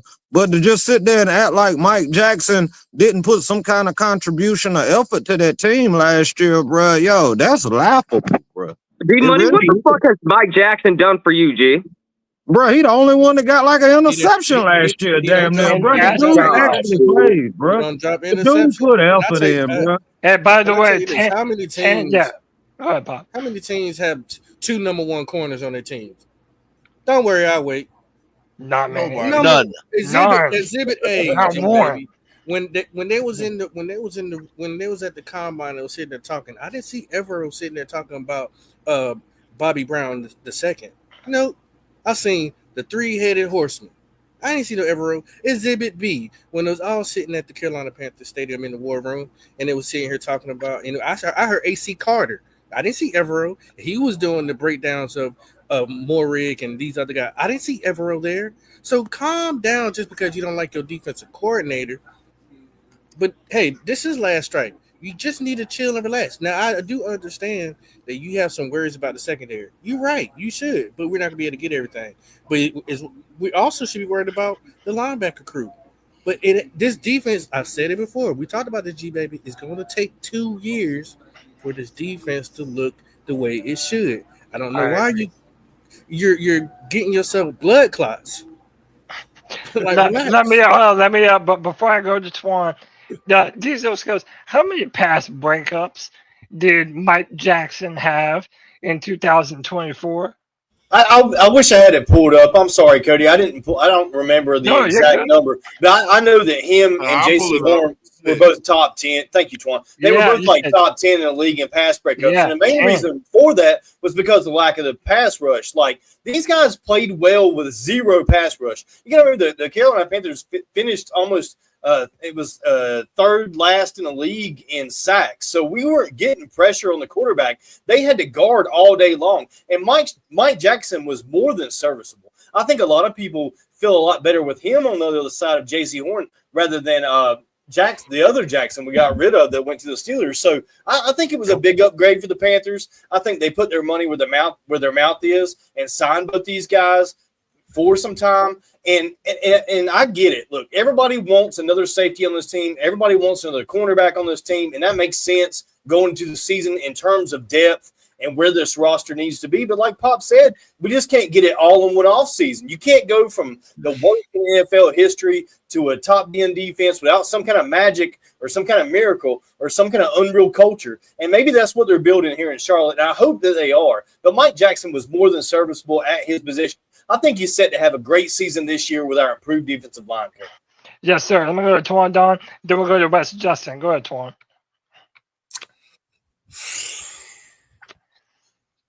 You know it's bad when you get the side before anything else. It's not bad at all. It's not bad at all.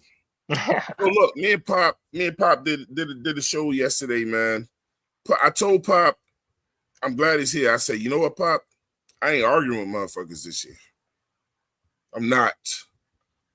My next show is the title is going to be called "Let Him Sleep." You said that last year too, though, Twan. All right, but guess what? I'm really not arguing with motherfuckers this year. You either bought in or you're not.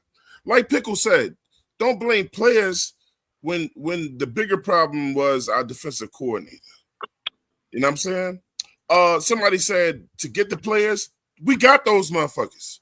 If you ain't looked at these players and see what they did well with their teams and they all came to the same place, that wasn't by accident. They all bought in. They all like each other. They all wanted to play with each other. You know what I'm saying? Yeah. We didn't go out and get some straps. You know what I'm saying? Bro, listen. Absolutely. I'm not throwing any shots. Some people talk about football and some people know the shit. Some people just like to talk about it. You feel me? Look, man. Right. G-Baby wants motherfuckers to listen to him, but he's the biggest fan of somebody that he calls a king that ain't did shit. You know what I'm saying? He's got something to prove, but I think he's going to be way better this year. I think he's going to be good this year. Man, last but not least, if I could borrow this from D-Money, when we ball out this year, I'm pushing your ass off the fucking float. I don't want to hear it. I don't want to hear it. I see the shit. I see it coming. Right. Look, check this out. You know what I also said yesterday, Cody? I told Pop and Bullets, Pop. Didn't I tell him, Pop? I said, man, I hate fucking blueprints, but this wasn't no fucking hype video. I said this wasn't no hype video. Right. This was some real shit. Hey, in the past, you've heard me say I didn't like blueprints. I don't like these hype videos. If this wasn't a hype video, this was a fact video. If you're gonna have a natural inkling this year before the season even starts to fucking hate, I'm pushing your ass off the floor. So, hey, man, let me go to Justin and then Cole, and then I want to move on to Patrick Jones from the Blueprint. Go ahead, Justin. Yo, Cody, can I go after them before we go on to the next part? Yeah, for sure. Yeah, go ahead, Justin. Okay, I got lost in all that, dude. That shit talk to C-Dog. I was like, what's going on right now? So, what was the question again? In my head, all over. I was on point, and I was like, "What the hell's going on?" Hey, Jason, look, I love you though. We gonna have to ignore these fucking haters this year, bro. Hey, look, you can't argue with them this year. Sometimes they make us who we are, though. To be honest, They though, miserable. sometimes they're the ones that push our team to be better, to be in the end. You know what I'm saying? Like whenever I stream and shit, somebody comes to my shit and they're like, "Yo, you bad at Warzone, bro. You ass." I'm like, "Oh yeah, watch this." And I shit on some people. That's how it is. Exactly. You know what I'm saying? Just do it.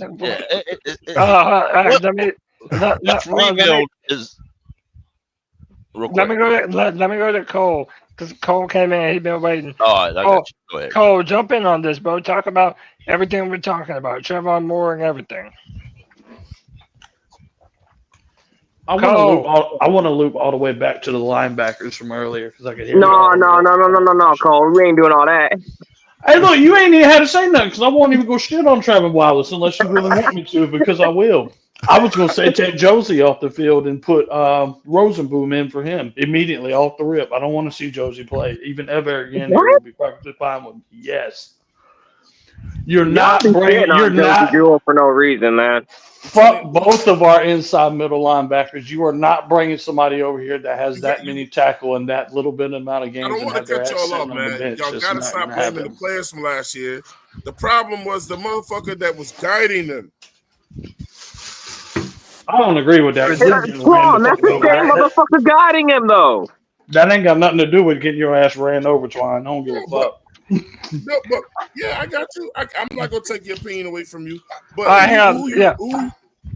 who you been led by matters. I agree, but hold on. I agree. Let me let Alex in on this. Go ahead, Alex. Yeah, I mean, I really relate to Tillis, right? So anytime you hear me talk about anybody, I talk about Tillis. I have a bunch of pods about Tillis and analytics that he goes through. And I basically show how his analytics follows a very putting players in specific categories. It's like you get your quarterback first, you get your offensive line next, your defensive line next, right? So when we criticize our defensive backs, literally the Lions gave us the playbook, right? The Lions had the worst defense almost ever in 2021, right? But in 2021, they fixed their O-line and their D-line. And then the next most valuable position is defensive end wide receiver. They went Jameson Williams and they go D and DN with Hutchinson and I can't remember Pascal, right? And then the following year, that's when they get the Brian Branches of the world. That's when they get Jeremy Gibbs. That's when they get Sam Laporta's. Like those are the like cherries on top positions. So we think that they're thinking the same exact way. They're following the same playbook. They're going O-line, D-line. And this year, they got the 2 DNs and the wide receiver. And then next year is when they get the Brian Branches of the world. They'll bring in the C.J. Gardner-Johnsons like the Lions did. They'll get the running back. That's the playbook that's lined up for us. So I kind of agree with Twan in this instance is that we're not there yet. We're like 1 year away from what the Lions did. And if the Dallas Cowboys-Lions game goes weirdly different, I don't know if you guys remember that, and they got home field advantage, they might have gone to the Super Bowl following that same process. Yeah, they sort of got robbed if we're talking honestly about last year. But hey, man, I wanted to. We cannot continue talking about this defensive line without talking about another signing that the Panthers are super excited about. And to be honest, after watching the blueprint, I'm more excited about him as well. It's Patrick Jones. And then OLB. Jones. Yeah. Want to focus on him? I think we should. Like Jones is tough. Go down at 5. Jones in trouble. Handoff on first down. There's Jones. Speaking of, you just mentioned him. Down he goes. Brought down on the play by Pat Jones. Amazing beginning for a highly drafted player. I didn't want to see that play. He has a high motor. We love the frame. He does have the ability to be able to rush inside and outside. The ball is grabbed and taken down. Pat Jones. He is swallowed up in the backfield by Patrick Jones. Pat Jones. Pat Jones. 2 today, 4 in 2 games. Setting edges and speed to power rusher. That's his game. The football character is there. You can just tell. You watch the film. A lot of his sacks came on second effort, where he just kind of like wouldn't be denied and finished at the quarterback. Yeah, you do. Morrig, Jones, Bobby, put that all together, and then we'll attack. Well, how does it make me feel that we delivered what they were asking for? Phenomenal.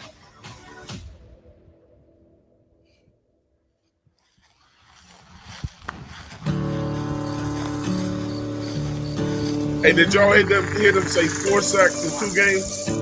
4 This sacks is my in 2 grandma games. and grandpa's land. This is their property. It's been passed down through their family. So there you have it, man. Patrick Jones. And listen, especially when you look up his stats from last year, I believe the dude had around 8.5 to 9 sacks. So you're talking about between him and DJ Wonnum, 2 guys that have the potential to be double-digit sack makers. Like, they just need to be healthy, and the interior needs to do their part. Give these guys some one-on-one matchups. Bro, I think we're going to be cooking with grease, bro. Look at all them cars running at home. Good God. Yeah, That look what like the a fuck West is Virginia that? house. That look like a West Virginia house. What is this, Marshville? Marshville? That's his grandparents, isn't it?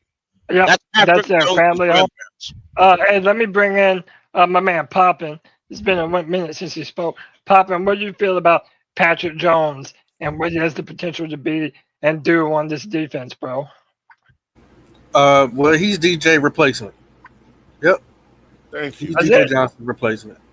That's it? Yeah, and it's threatening Wonnum also. So we're just cutting DJ Johnson. He's just done. Yeah. DJ Johnson's fucking fried. Nobody expects anything of DJ Johnson. G-Baby. What? G-Baby. Yeah, You just complained about Michael Jackson. No, And but now isn't you're that Evero's boy? Isn't DJ Johnson Evero's boy? He was. Could be true. But it may not be up to Evero. It might not be up to Evero. Evero boys have not worked out. G-Baby, have you noticed that? It might be Jamie dead. Robinson Evero. They got rid of Jamie. They get ready to get rid of DJ. That's all Evero picked. All of those guys. Espresso. Yeah, let me go to Michael Wydra. Michael, what do you think of Damn Patrick right they didn't let Jones? him make no picks. What do you think of Patrick Jones and what he has the potential to do on this defensive line, man? I like him. Yeah, to be honest, I like him too. And I don't care what nobody says. Like, anybody can be freaking negative all they want. I don't care. At the end of the day, all I just want to see is this defense improve. And I think we might have the pieces to do it. If we do, cool. I don't freaking care. Like, everybody can go fuck off for all I care, dude. Tell him, Mike. Love the energy. Love the energy. Talk to him nasty, Mike. Diesel skills. Keep pounding, Mike. Tell me how Y'all you feel make him about a Patrick demon. Jones. There wasn't a lot of fanfare, and especially after the 2 draft picks of Nick Scorton and Prince of Human Mealing, I feel like sometimes now he's sort of the guy left out of the equation. What do you expect from Patrick Jones realistically this year for Carolina?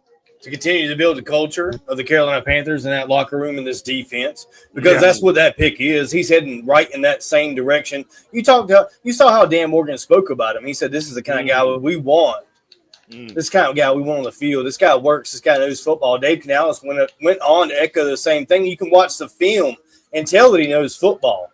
So for me, when I went looking for clips of Patrick Jones, that were kind of hard to find, and I had to go directly to the Minnesota Vikings website, and then there I was able to find several clips of him, and they showed quite a few of them here in the blueprint, to be honest. Yeah. And that's what I know about that guy, that he's a motor guy, that he's a guy that doesn't give up. He keeps pounding.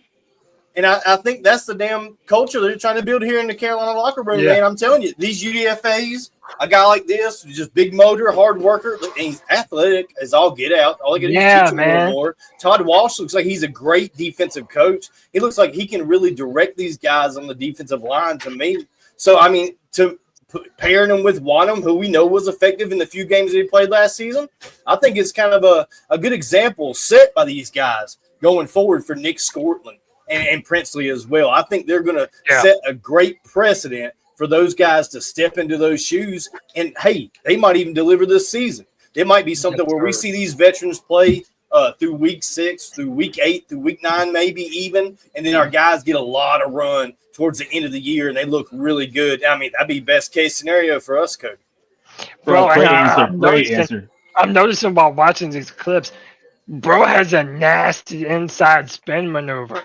Like, that guy can get on the inside really fast. He sets an aggressive point of attack. I really like what I see from him. Let's go to D-Money and then Alex. D-Money, what do you think about Patrick Jones II this year? Okay, so I'm not going to pretend like I really knew anything about Pat Jones when we signed him. I did do like everybody else and looked at some film, looked at a little video just to see what he brought to the table. And I think I look at him almost like I look at all the rest of them that we brought in on the interior. Maybe not necessarily just individually, where I see like him really impacting us, but as a part of that collective.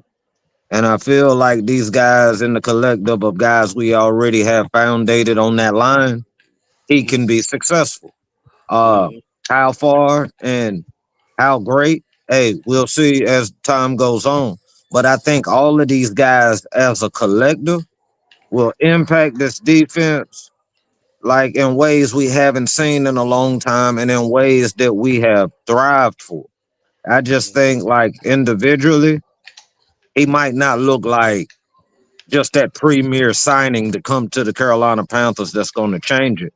But he could be that piece that's a part of these other pieces that 5 or 6 years down the line, when we're having continued success, and we talk about that unit that helped stabilize the run defense and help be the foundation of building this defense into a defense that this fan base can be proud of, a fan base that they can stick their chest out about. And it's possible, and it's not too far away. It's just we got to stay healthy. We got to keep that dog in us, and I believe we're going to be all right. I really do. D-Money, footnote. Go look at the last time the Panthers played the Vikings. Okay. That motherfucker lived in our backfield.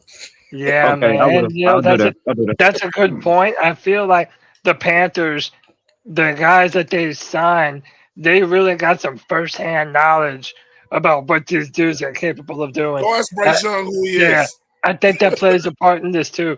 Let me go to Alex and then I'll bring in West Justin. Go ahead, Alex.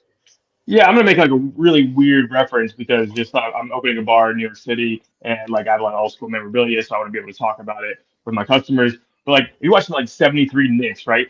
Everybody's unselfish and it's the pass. One of the greatest, most beautiful offenses ever. The way Evero runs his scheme is I'm setting you up for the pass rush, right? So I love you, bro. We were talking about like great pass rush defenses. If you look at that Denver team, they're like, we don't need Bradley Chubb. We're still gonna be a great defense because we have a great scheme, right? And what happened is immediately you got Brown gets hurt, Shaq Thompson gets hurt, Wanham's not playing, Chase Don's a bust, Clowney's dealing with injuries, right? So it's all bad. But if you said when Wanham comes back, right? If you go look at the numbers, we're like 11th or 12th in pass rush rate. And people don't want to talk about that. They want to talk about the overall idea. And I think what's absolutely right is what Dee said is you got unselfish guys, you got hard workers, you got team-focused guys that I'm willing to do what I need to do. Even when Wharton comes in, he's like, whatever you need, man, whatever you need. It's not about the me, it's about the we. And yes, that's what I miss from the 2015 team. The Lukes, the Thomas Davises. It's about the we that are going to win by defense. It's not about the yeah. me. So it's not about like, yo, we need a guy that gets 11 sacks.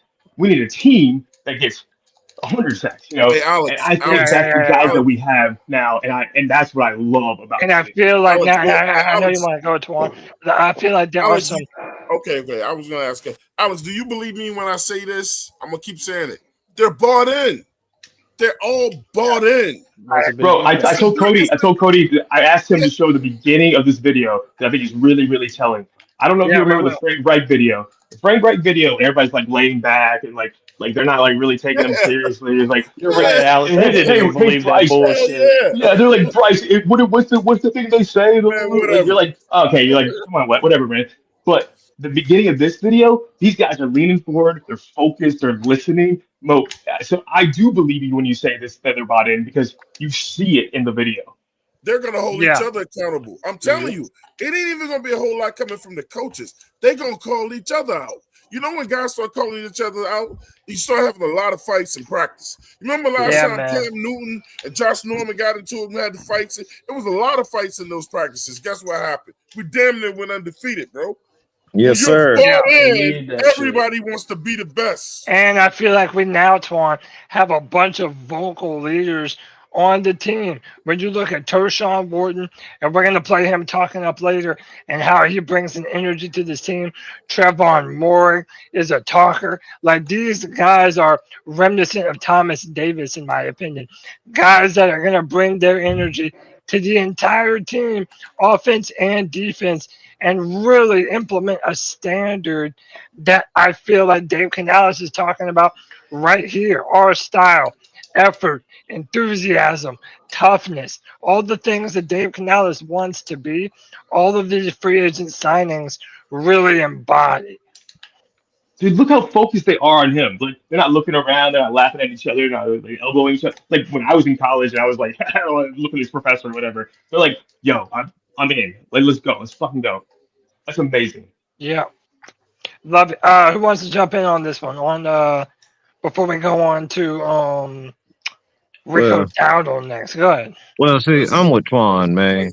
Like, you gotta have them fights. You gotta remember, Michael Jordan punched Steve Kerr in the face, and they went on to win titles or whatever. Yes, Sometimes you gotta step out your lane. Sometimes you gotta step out of character to let a man understand how serious this is to you. Like your situation at number 53 could be different from that man that's number 3. You know what I mean? What I'm playing for can mean a lot different than what you playing for, but we got the same goal in mind.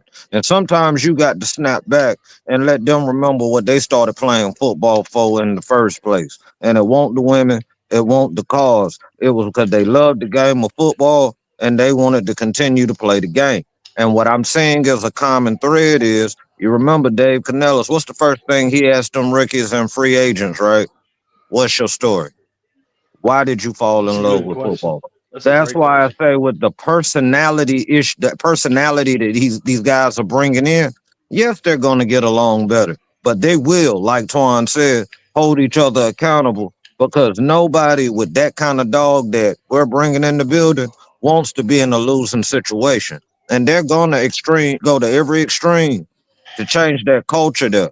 And that's the thing. That's all we were missing was somebody willing to step out on that limb and take those blows to fight for this organization. And now Yeah. we have a mass collective, and you see the collaboration. And like Twan keeps saying, and it's really the most telling part, you have people buying in, but they're buying in early. It's not one of these things that it's going to take, oh, we got to have one to remember the Titan moments and jog through Gettysburg to get the point across. No, these guys understand that right now, what we have been is unacceptable, and now it's time to change that narrative. And if you notice, the Krispy Kreme leave the light on has been going all through media because the attitude is now starting to permeate outside of the 704 of what Charlotte and the Carolina Panthers are trying to do. And if they stay the course, they don't get too high and mighty on the situation and think we just a player or two away and continue to stay on the plan.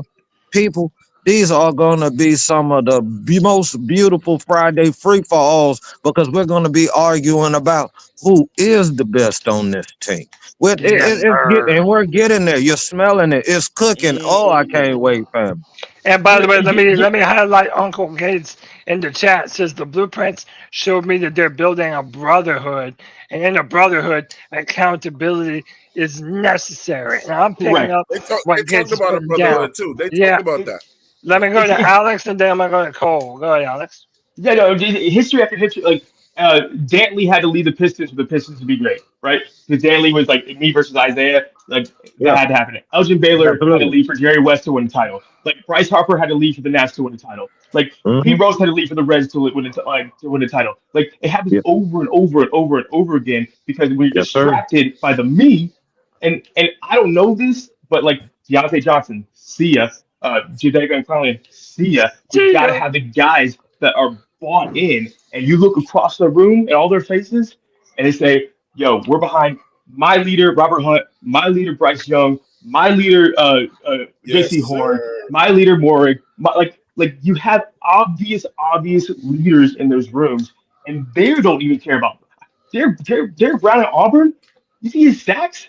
That dude had mad sacks. Dude doesn't get any sacks anymore because he's playing his position to help his team win, and he's doing whatever he can for the we. And man, that's what Keep Pounding used to be, and that's what it looks like it's going back to, and that's what I'm most excited about. Hey, Cody, I told you I was gonna say it on every show until the season starts. So let's just say it again together. You have to actually make this team, bro. Love it. Let me get Cole in. Go ahead, Cole. I'm kind of just echoing the same thing Alex said, and then while he was saying that, it makes me think of something that Twan always says, like, you really gonna have to earn your keep around here now. Like, our backups aren't as shitty as they used to be. If you do not do your job, you drop the ball, you throw a pick, you fumble, you don't make a tackle, you can find your ass on the bench, you don't block somebody, things like that. Like, these players really are gonna have to raise our standards because the caliber of talent we have around is much better. I'm excited to see how it plays out. Yes, sir. I agree. Let me go to West Justin and then Poppin. Go ahead, Justin. Who are we on now? Because all I'm thinking of is what they said a little bit ago when he was like, dude, it really don't matter who we pick up because it is a we thing, dude. Like they really did. They had to fucking jail. It don't matter who else we pick up. They're gonna have to come in. And I like the idea of like scruffles and shit in practice, dude. Because like, when's the last time you've seen that? Like you said, when is the last time? What, like 2015? Right, not since Cam Newton and Josh Norman going at it, but in 2015. Bro, I love that energy. You gotta get that shit out sometimes. You start them getting fucking better, bro. Yeah, that's when we start winning. So, and by the way, I want to say real quick, we got some new people in the chat. We got a Bengals fan and a Commanders fan That's my in the boy chat. West Lobes, bro. Shout out West Lobes. Hey man, C3 Friday Free for All. We welcome anyone and everyone that wants to talk Panther football, bro. Hit the like, hit the subscribe, and come chill with us throughout the season, man. Let me go to my man Poppin. Pop, what do you think about the leadership on this team? Do you feel like that's going to be a real difference going forward, or are we just sniffing on that hopium? No, I can't even say it's hopium because even I said that when talking to Twan yesterday and watching the show, watching everything going through. It seemed like these guys been here. To me, like I felt like these guys don't feel like they've been free agents. Seem like there's some old friends already, huh? Yeah, it's kind of just feel like a old vibe that has been here. Like okay, but I mean, I love the leadership because. Some guys shouldn't have never been leaders. These guys that have actually won and have earned it, they look like they're here now. Your stats also show for it as well. So you got, to me, the leaders of defense. You got the D lineman, you got Wharton, you got Derek Brown. As y'all see it later on, Wharton's telling Shy Tuttle, hey, give the rook your helmets. Yeah. He's just following. Yeah. He's already implementing that culture that the Panthers have been in need of for a long time. Sean Robinson is shaking his head like, yeah, you right. Yeah, he wasn't even talking. He's backing them up. And then you got more rigs coming in already being vocal. When the last time we've had anybody in the secondary being vocal? Because we ain't had nobody work for Another damn leader. except JC. But it's a great point. Right, JC really, I'm gonna tell you, JC's not a talker. He just want to do his job and perform. But since he's the guy, he's had to be more vocal. He don't have to do that by himself. So now you got two guys back there. All we missing is that leadership on linebacker. You get that, we're gonna be solid. I'm dying for it. Hey, let me play a little bit of this clip. This is Tershawn Wharton and Todd Walsh on the mic showing you what the defense is going to be like and the energy that they have this year. He said, who won the shoulder bump?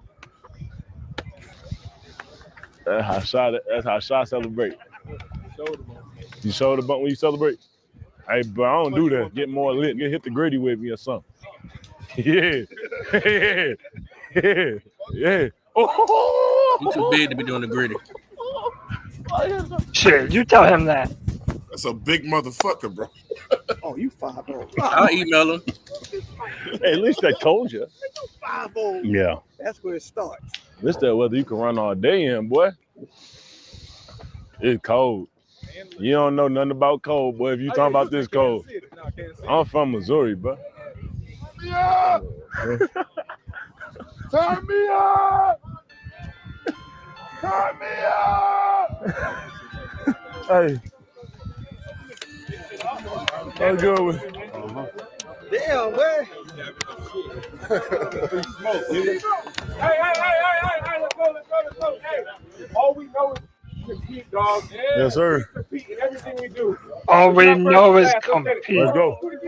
Word. Let's fly around, baby.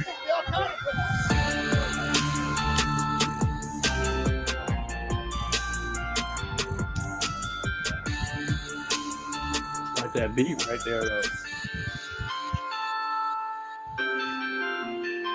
We're excited about the new additions we have. Probably the best news that we've gotten is Derek Brown coming back. Yeah, that's it definitely is. the best free agent that you can probably sign right That's there. so We're huge excited for about this where he's team, going and man. how he's coming That's along. like 2 and then you first-round look at the picks. new You additions missed him so like bad. Turk, like Bobby Brown. You're getting 2 guys there that are proven players that have had a lot of success in this league. That's right. There you go. Good. Stick. Good. Plant. There you go. Good. Wash is an outstanding coach. He's one of the best coaches in this league, and we've known each other for a long time. We both worked together at Tampa in 2007 and 8 and 9, so we've had a long history together. And the last couple of years being back together with him has been fantastic. I was walking through it. Set. Hit. Boom. There. And he's going to play his gap as he go. Everything's a gap and a half. All right. All right. All right. Listen. Hey, Cody, pause that real quick. We're here. Yeah, Todd Walsh. You want to talk about him? I love this motherfucker. Yeah, I really like Todd Walsh. Bruh, hey, Pickle, where Pickle at? Pickle, old school coaching. You damn right. I like to grab Jackson and said, "Damn rookies." You gotta love Todd Walsh, That's old man. school, Really. man. Old That's head. old school, and that's Remember that buddy boy that's want to what be you your need. fucking friend ass coach. Nah. Yeah. We'll punish your ass and drive you to be better. Call your ass out in front of everybody coaching. Yes, sir. I love it, dude. Go ahead, Pickle. No, this is what you know. What this is what this team needed. Enough of these pat you on the back and tell you we great and we good and we gonna Shit go don't get work for to us, the Pickle. shrink and we Never gonna did. fuck all that damn bullshit. Grab your ass and say get over there, stay over there. By the way, look what it says here now. Slip. Let's get it. Said Hut. I go here to here. I got to play this gap as it moves. All right. If I just do this, okay, go ahead. Said Hut. Well, the ball's gonna be ran right down your throat. Exactly what the problem. Exactly what the problem was last year. Absolutely. Click on the down block, stay square, and post. You guys get it? Okay, here we go. God, and bless America. God bless America on the eve of 4th of July, boy. I love this dude. I love the way he coaches. When you add Todd Walsh on top of these defensive additions, bro, man, I really Look, I know that we're all excited, but I don't feel like it's just us being biased fans. There is an energy on this team right now that we have not had in a very long time, gentlemen. A very long time. Hey Pop, what we say about that coach yesterday, bro? Yeah, I'm gonna call him Uncle Wash. Bro, listen. Look, Everall. Look, he's in trouble. It's competition and everything, bro. It's competition and everything. So Everall can sit back on this bullshit if he want to.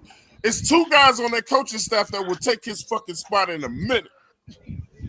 Yo, you think Everall was bought in though? Everall last year, I don't know if you remember him in conferences. He was like, yeah, whatever. Like he looked like he was just waiting for the season to be over.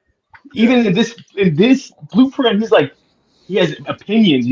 He's involved. He's like wants to talk to the media. Like it's just. I think Cody said it real different, simplified. Energy, man. There's just different energy, and I think it's because we all understand we're Panthers fans. We just understand we're just setting ourselves up for failure. But in the back of our mind, we're like, there's something different. There's something different. Yeah, there's nothing that Everall, and I've heard little snippets of him coaching. There's nothing that he says that would make me want to run through a brick wall for him. I'm sorry. It doesn't. Yeah, he doesn't. He's not. He's in trouble. Yeah, he said he's in trouble. Yeah. Hey man, AC Carter is the other guy too. Yeah, I want to take a minute. And thanks to people in the chat. Breeze realized Brad Dugan. Shout out to Brad. We haven't seen him in a while. Welcome back, brother. Panthro 74.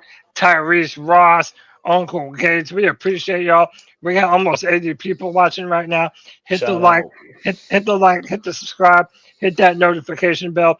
We do this all year round, boys. We appreciate y'all, man. Michael, what did you think about these players and how much energy they're bringing to the defense this year, man? Honestly, I like it. I like the way that they bring this energy to this whole freaking team, bro. And guess what? They better keep that energy up because guess what? When they bring that fire, they better burn it to the fucking division. Because guess what? Fuck the Saints, fuck the Bucks, fuck the Falcons, fuck all those motherfuckers, bro. We taking this division and we're gonna burn all those fucking teams to the ground. I don't give a fuck what anybody says, bro. We taking it. We taking it. Yes, sir. I love. That's what everybody says, bro. Michael's been bringing the heat, bro. No, hear that, man. He said Falcons, Saints, Bucks. Fuck them. Fuck them. Woo-hoo! You know it's a free fall, baby. You know it's a free. You know we having a free You over fall. here, pickle being a hype man with an ice cream cone in his hand. Only pickle. Oh yeah, man. Hey Y'all man, drink your beer, drink your liquor. I got my ice cream. We good. All right, man. Hey, any more thoughts on this defense? And then I want to play some of these some clips from these two offensive players that we signed. And I know we're going to have a great discussion around them as well. But are there any more thoughts on the defense, on the leadership going forward? Diz, Twan, whoever wants to jump in on this, man. We better start looking good. That's all I'm going to say about it. Or people's asses are going to be out of here. Say it again, Yes, Cole. If you think you're going to just get a position on this team, You're really I'm not. hoping somebody show up out of shape because Canales will cut you for that shit. Loud for the people in the back. Much louder for the people in the back. That's absolutely accountability is what it is. We've already said it. I don't want to keep repeating it. That's what we have. We have competition. We have competency at all levels now. It seems at least. And the players, dude. Let's go. Hey, think about this. Like, if you think that your job's on the line, like as a person, right? And you say if I don't show up this year, you're like, oh my god, like I'm gonna freak out, right? Like, that kind of thing. Because if Canales wins 4 games, he's probably gone, right? The way they walk into rooms, the way they address the media, the way they like, they just know something, man. It just feels like they feel it. Yeah, absolutely. My last thing I Paul. can say about the defense is so much talent and so many different types of weapons on this defense. The exotic plays that you can call to mess with these offensive coordinators' minds is ridiculous. Especially when it comes to this D-line. I love the depth. Evero, there's no way you can screw this up. It's like Dan said. He likes his big, long, and strong. No Medea. Is it no Medea? G baby, come on, be a party pooper, bro. Tell me what you don't like. I just pop. Please don't say that, because he will fuck this shit up. I'm with G baby. I'm so fucking sick of this 3-4 defense. I'm so sick of Evero. And before Evero, we were in a 3-3-5 with Phil Snow. Like, bruh, I can't take much more of just having a bottom feeder fucking defense in the entire NFL, man. So, hey, G baby, I could give you some. I could give you some confidence, and those that know when I say this. Evero start doing some dumb shit, he ain't gonna get through the whole fucking year. He not. No, that's true. Hey, I want to play this. Season a little bill will be canceled. Hey, I want to play this the whole year, because they'll replace his ass quick. Yeah, that's the truth. I want to play this clip of Wharton making Cam Jackson carry all the helmets like Pop alluded to earlier. Top in the world, bro. Here you go, baby. Go ahead, bro. Go ahead, bro. You ain't getting no water anyway. Hey, Shaq, go ahead. Go ahead. You ain't getting no. Damn, man, y'all might not be getting. Cam Jackson is a big boy, man. You carrying all of them. It really is, bro. Hey, Rook. Get that, Rook. Get that, Rook. Hey, bring Hazen back. He's wearing my number proud, bro. That 55 is clean, son. Rico Dowdle, Uncle Rico. So yeah, man. Now we're gonna get ready to move. Bro, Cam Jackson is a fucking mountain, dog. He is, bro. He's like 6 bro, how big? Hey, someone look up this dude's measurables for me, please. How big is Cam Jackson? Please don't ask Jerry Jones. He's towering over everybody. In the I got that. How big is Cam Jackson? 6'6", and I believe is like plus 300. Bro, we gotta go back to the fourth. Wait a minute. Our lads has Cam Jackson 6'6", 328. Damn. Oh my god! Jesus Christ. Oh, that's what I'm saying. Hey, I need that boy. Hey, the future's looking bright, boy. We got to get him some reps, dog. Cam Jackson, big boy, dude. We need to give him some Bojangles. He got to I ain't trying to juggle none of these dudes, but Wharton. Have you seen Wharton's legs? Is motherfucking tree trunks, bro. Squatting 908 pounds out there. Cam Jackson's official stats at the combine was his height is 6'6", weight 328. His arms are 34 and an 8, and his hands is 9.5. His arms are like the bridge of the Golden Gate, bro. God. Hey, but let's transition to these running backs and Rico Dowdle. Rico Suave, whatever you want to do with the Rico there. Hey, this boy be gliding. With the Cowboys, Rico be gliding. Up to $6.25 million. Slots in behind Chuba Hubbard. Coach, they told me I need to holler at you. They told me I need to holler at you. I got to talk you into putting the Wildcat. I hear that. He slaps behind. Talk you into it. It all can get Put the Wildcat in. I'm cool with it. I can do it. I can do it. I tried to get Rico in Tampa Bay. Skip Pete was my running backs coach for the Bucks, and he had just been in Dallas with Rico, and he said, Dave, the guy you really ought to take a shot on is Rico Dowdle.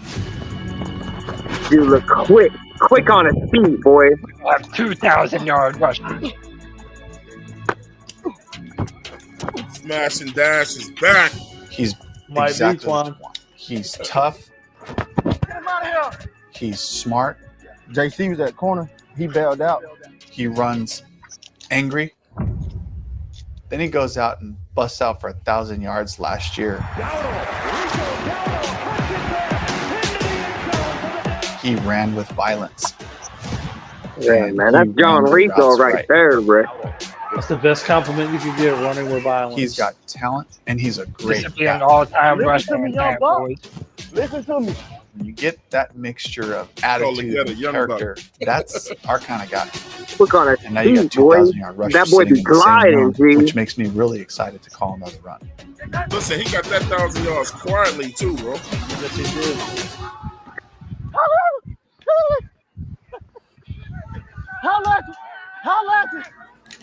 We need to rewind that back. What did he just do that we needed to see? What did he just do? Mixture of attitude Run and it back just a character, little bit, yeah. that's our kind of guy. And now you got 2,000-yard rushers sitting in the same room, which makes me really excited to call another run. Crazy. Two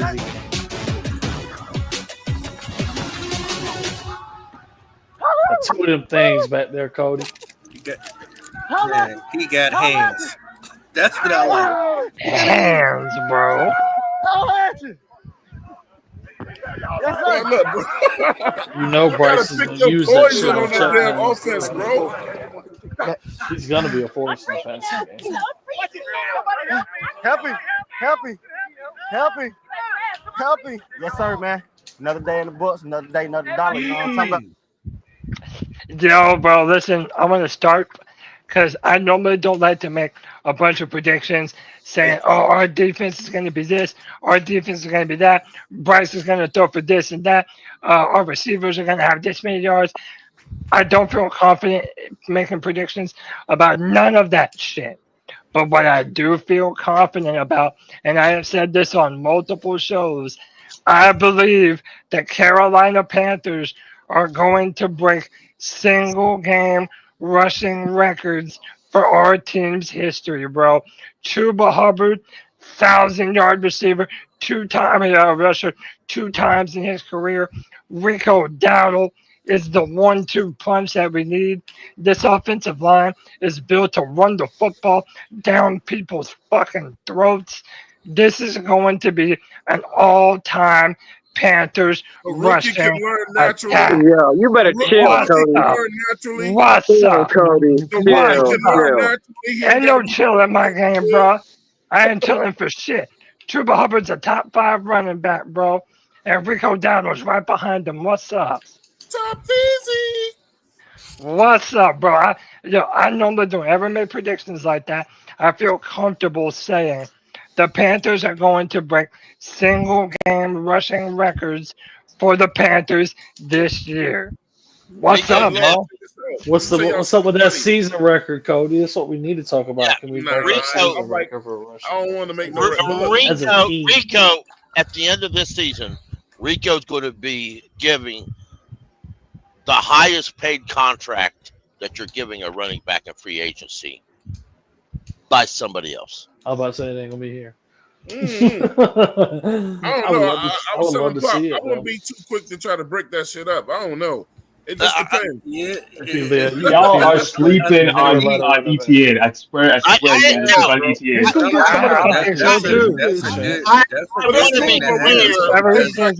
Because if anything happens to any one of those backs, you still got Trevor Etienne. So listen, you're supposed to have a 3-back stable for sure. Because you can say Bada Brooks. I'm sorry, G baby, but I mean, I'm saying this for jokes. It doesn't usually happen, but I believe that my bad, Pop. Even though Chu is probably going to be the bell cow for the majority of the season, I still think, for my prediction, I think that you're going to get probably about 750 running yards on the field on the ground from Rico, and probably 200 in the air. Yeah, that's cool. Look, I'm saying this as a joke, though. All-purpose back. That offense that's over there ready to go. Cam Newton somewhere punching the air, bro. Yeah, dude. Hey, why didn't they do that for him?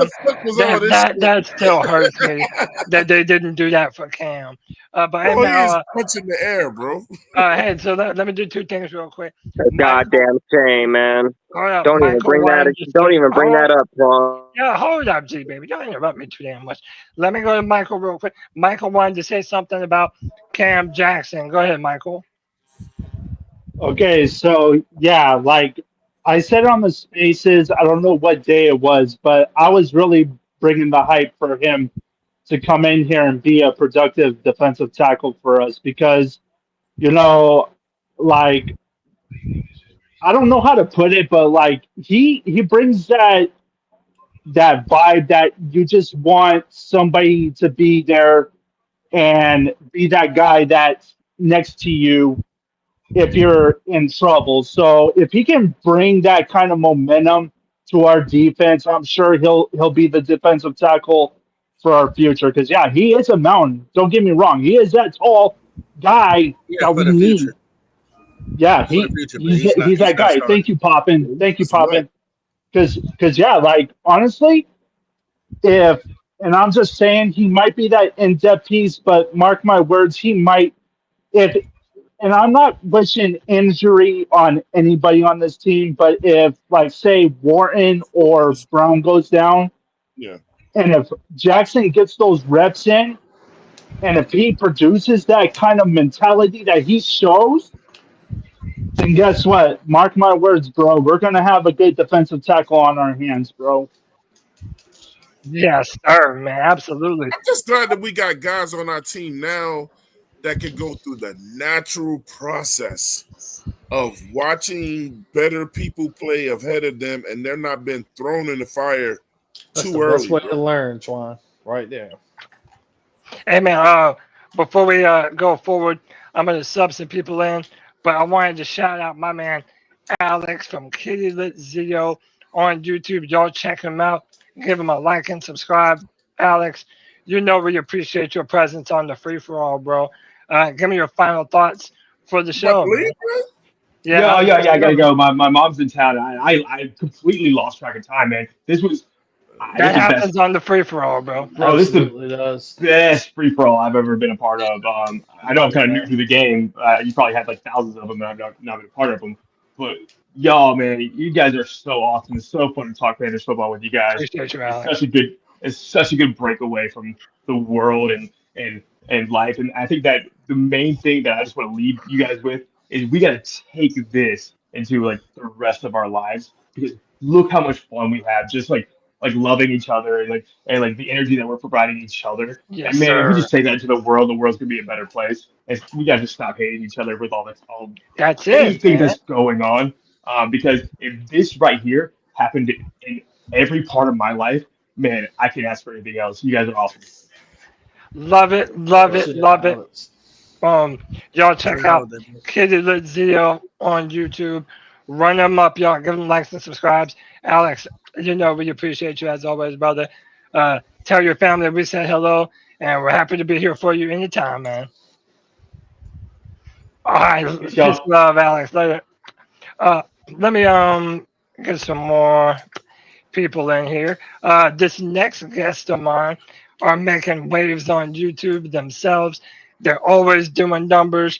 Welcome to the Free for All Panthers Prime Podcast. What's up, bro? Hey, what's going on, Cody? How you doing, man? Thank Oh, you I'm for doing that. wonderful, man. How are you, bro? Oh man, I'm doing good, man. Excited for the season, man. I really am, and yeah, it's a lot to look forward to, man. Shout out to all the guys on the panel, Shout out Pickle, to you, sir. Yes, sir, Twan, man. what's up, man? Poppin and Alex and everybody else who I did name. Hey, Twan said something very, very, very important there. Yeah. Pick your poison. Tell me. Either you're going to key in on the run and we let Bryce Young throw the ball, or you try to key in on the pass and we run the ball down your throat. I think the Panthers are in a really, really good position, one that we haven't been in a long time, and that's having to possibly offload good players. Possibly. Yeah. Possibly. That's a good problem to have, man. It's a great problem to have. I'm one to believe that the Panthers are probably going to carry 7 wide receivers. I'm thinking, but we'll see. I don't see why you wouldn't do that with the type of firepower that we're now introducing. I can answer that. I know you can. With the type of firepower that you're now introducing to Bryce Young, I think it's going to do it's going to just further push the envelope that he presented the last couple of weeks of the season, and particularly week 18, where he just went bananas. He almost had 6 touchdowns. And that's with that little crew that he had. Now you add in Ted McMillan, Jimmy Horn, Mitchell Evans, Hunter Renfrow, who I believe is probably the most underrated acquisition that we got. You give him 5 to 7 yards, and he's the king. So we're going to have that Hunter Renfrow conversation real quick. Let me get your opinions on Rico Dowdle.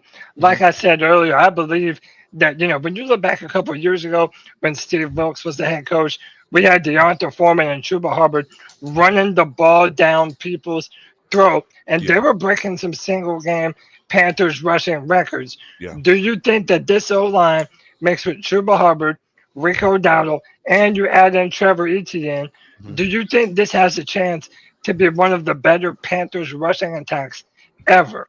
Yeah, I honestly do. I think our offensive line, especially with the competition at center that's evolved already, we're breeding competition. So we know that somebody ain't gonna make it at center, whether it's Austin Corbett or Cade Mays, and I believe that that's the fuel that makes players play. When you know that your job is probably on the line in a sense, whether you're gonna be the 1 or the 2, that's gonna make you play. And Cade Mays played really, really well, and Big 50 and Damian Lewis, them boys did real good. Our interior offensive line was amazing last year, and with the addition of Rico Dowdle, I was at that game back in 2022, 20 degrees outside, me and my babies. And I watched Deonta Foreman, Chuba Hubbard, and Raheem Blackshear carve up the Detroit Lions. It was beautiful. And I'm seeing right now that that's going to be one of our staples as a team. We're going to ground and pound the ball. Pick your poison with that. Rico Dowdle out on, going out and running a route. Chuba Hubbard, he got hands. Trevor Etienne, he's a one-cut, straight up the middle type of guy, man. Good motor. So I really see that this run game is going to be, if not just like what we saw in 2022 with Steve Wilkes, if not better, because Dave Canellis has 2 years in the system now. We're not sitting here trying to put things together like how we did in the Steve Wilkes era. Steve Wilkes had 12 games to make it work. If you would have given him another year, we probably would have seen something crazy with the run game. But, he only had 12 games. With Steve Wilkes, with Dave Canellis having second year installed already offense, the sky's the limit, man, for this run game. And I'm excited to see it. Absolutely. And I think that Robert Hunt and Gabriel Lewis, they were such a big reason why this year, and last year, we were really good running the football. But I think this year, we're going to be even better. You're going to have more cohesion along that offensive line. Bro, it's good all the way up and down, man. I love what we're doing. Jake, go ahead, Papa. And I'm going to let Jake go. Go ahead. I kind of want to touch on what he said earlier about taking 7 wide receivers. That is very possible. The only issue is with that is where you're going to take away in what room. So I know for sure if you go in with 7 wide receivers, you don't want to touch the linebacker room. Can't touch the cornerback room. You can't really touch the safety room. That means black shit is probably gone for sure. Watch your mouth popping. Watch your mouth. No. I agree with him. I agree as well. I agree with him. I don't think there's a lot of room for black shit on this. I think Etienne has his number. I think because of us drafting Etienne, ultimately is what's going to get Blackshear off the roster, sadly. And it's no disrespect to Blackshear. Blackshear's a good player, but this is a very deep team.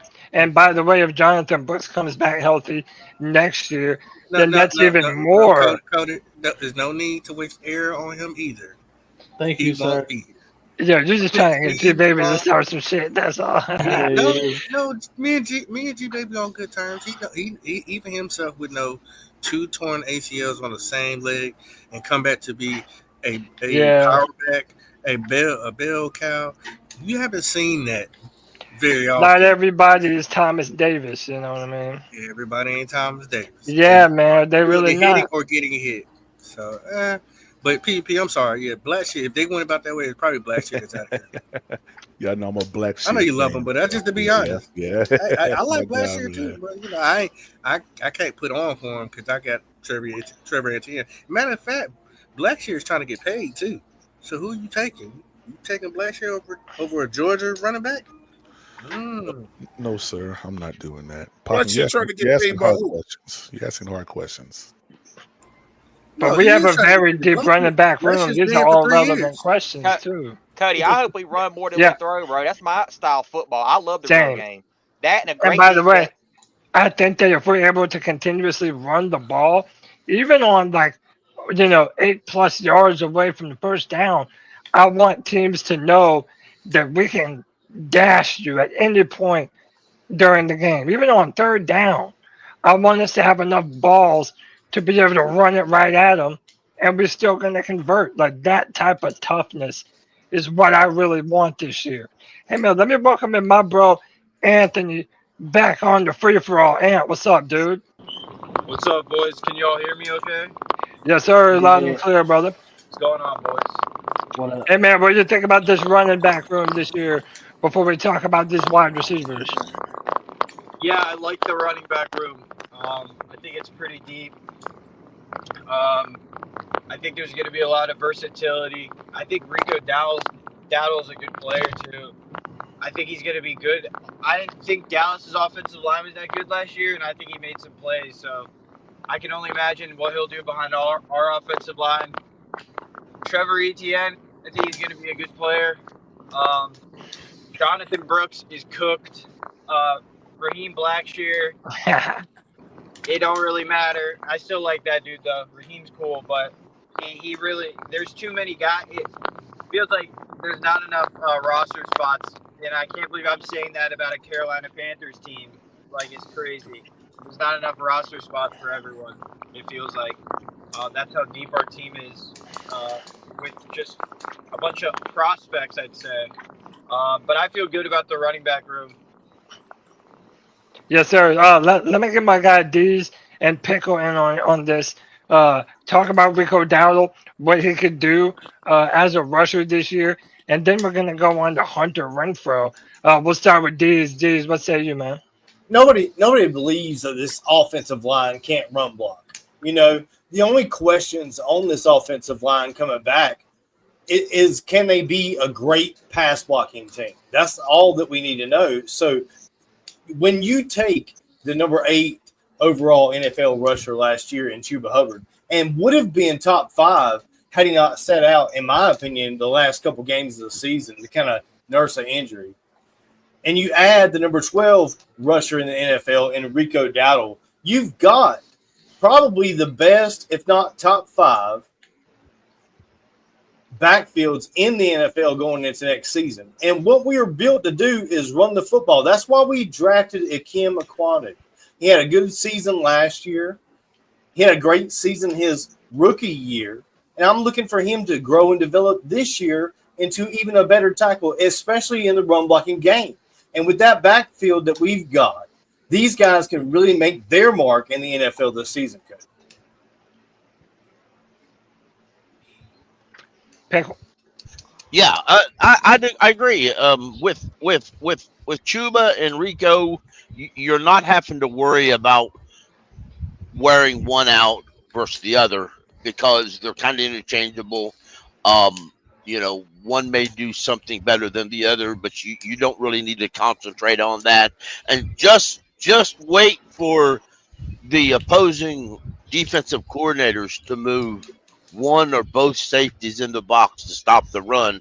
And then with the combination of our tight ends and receivers, we're going to light that off that defense up. And that's what I want to see. Hey, man, let me read, appreciate you, Pickle. Let me read this money. Thank you to Alex for the 1999 love bomb.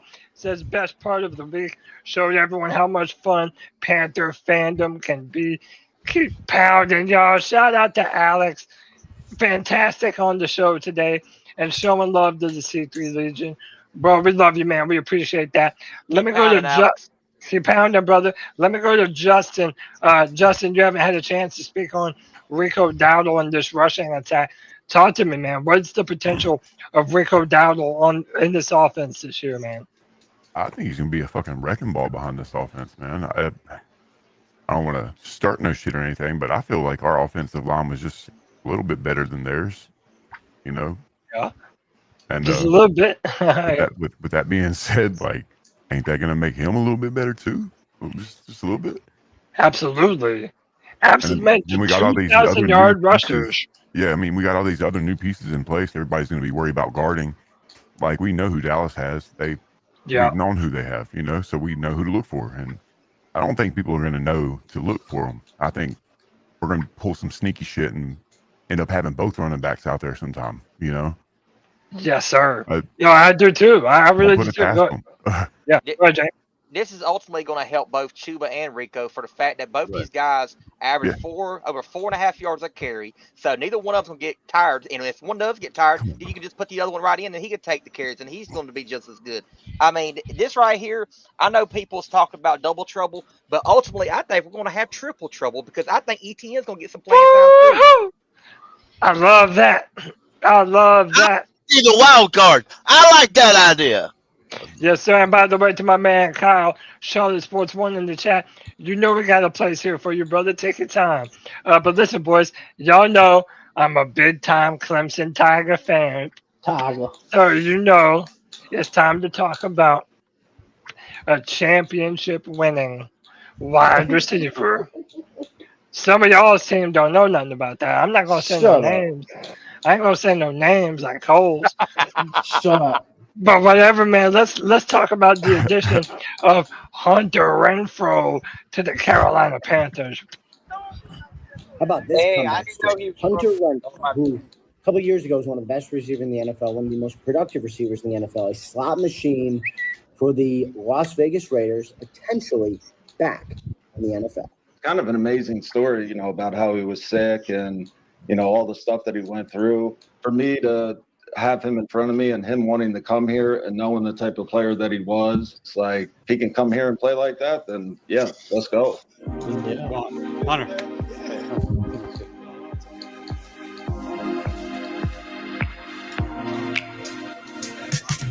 Right after I signed my second contract with the Raiders, got this autoimmune disease called ulcerative colitis, and it kicked my butt pretty good. Right. And so, it's tough to play when you're not feeling great. And, just trying to get back, trying to get healthy, trying to do something I love. It makes you not want to waste the opportunity that you have. And that was one of the reasons why I want to come back and play. I'm from the Carolinas. I'm from Myrtle Beach, went to school at Clemson. And so the opportunity to come back here and be a part of Carolina. The people are special to me. Carolina's the best place in the world. And I would tell my teammates that over and over. But just a lot of good memories. And I've been a Carolina Panther fan my whole life.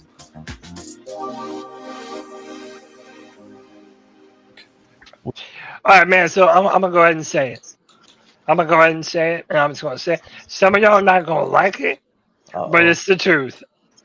Hunter Renfrow is the Adam Thielen of the future for the Carolina Panthers. Yes, sir. Because that's just what he is. You know what I'm saying? Hey, Cody, like I said, 5 to 7 yards, third down, red zone. He's going to be Bryce Young's best friend, bro. He's going to be his best friend. And he's going to be Adam Thielen's replacement after this year. I said it. That's what I'm saying too, man. Like Adam Thielen, bro. Realize that every year Adam Thielen is like, hey, this might be the year that I retire. So if you have a receiver who's saying that versus a wide receiver who's been to a Pro Bowl and wanted to be here in Carolina, that means he wants Bryce Young as a quarterback. This has been his favorite team forever. Bro, he didn't say all that. Yes, it did. He didn't say nothing about Bryce. He said he grew up in all his life in Carolina Panthers. Relax. Don't put so much on Bryce. Bro, is that not implied? That he wants to come and have Bryce Young in the ball? Implied. That's what I think. It was implied that he needed a job again, and they just gave him an opportunity. And this was his hometown Y'all team. are wild, bro. I mean, Y'all are I being don't know. wild. I don't know about the Bryce thing. I don't like. No. Like, I definitely agree. Like, you gotta have faith in the quarterback that's gonna get you the ball. But I also think, like you said, I mean, this dude took a whole year off.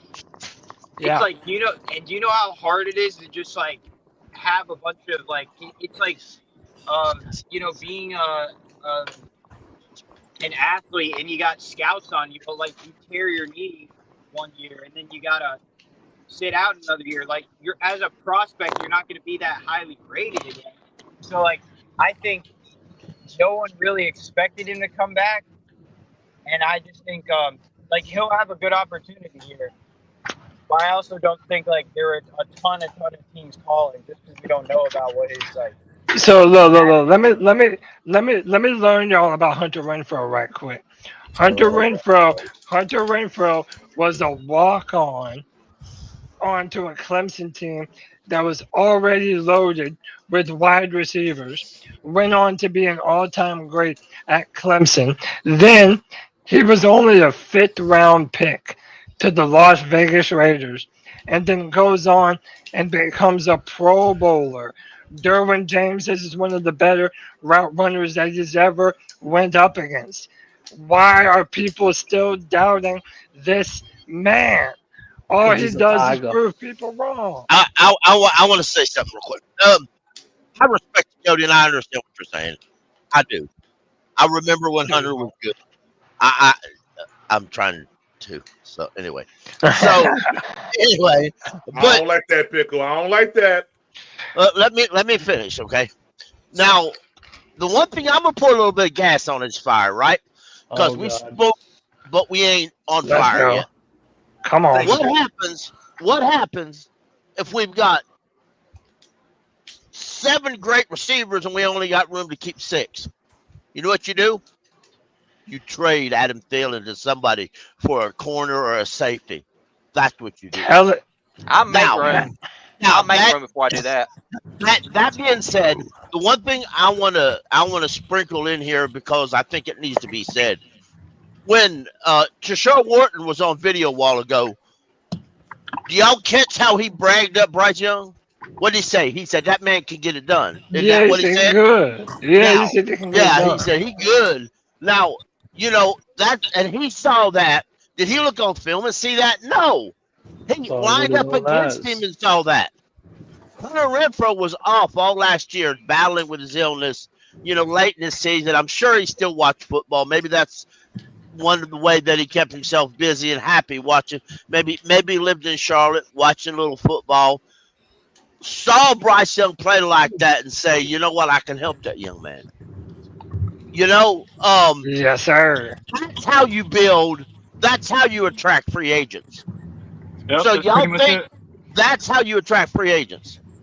You Let me prove get, that you can play. Let me get Michael in on this. Thank you, Pickle. Let me get Michael in on this convo about Hunter Renfrow. Go ahead, Mike. Honestly, Cody, I think this guy's going to be a good pickup for us because, hey, I'll say this much because, I remember him going against us when I'm not going to mention the stupid coach's name, but you remember that year, right? Correct me if I'm wrong. When he was always Derek Carr's #1 go-to guy.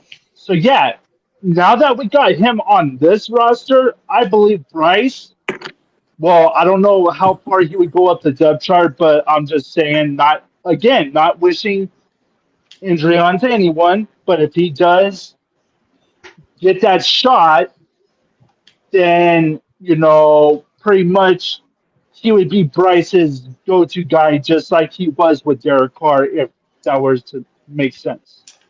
No, absolutely. He's a safety valve. He's that type of player. He might not be the most athletic guy, but you can depend on him to be where you need him to be at the right time, and he drops nothing.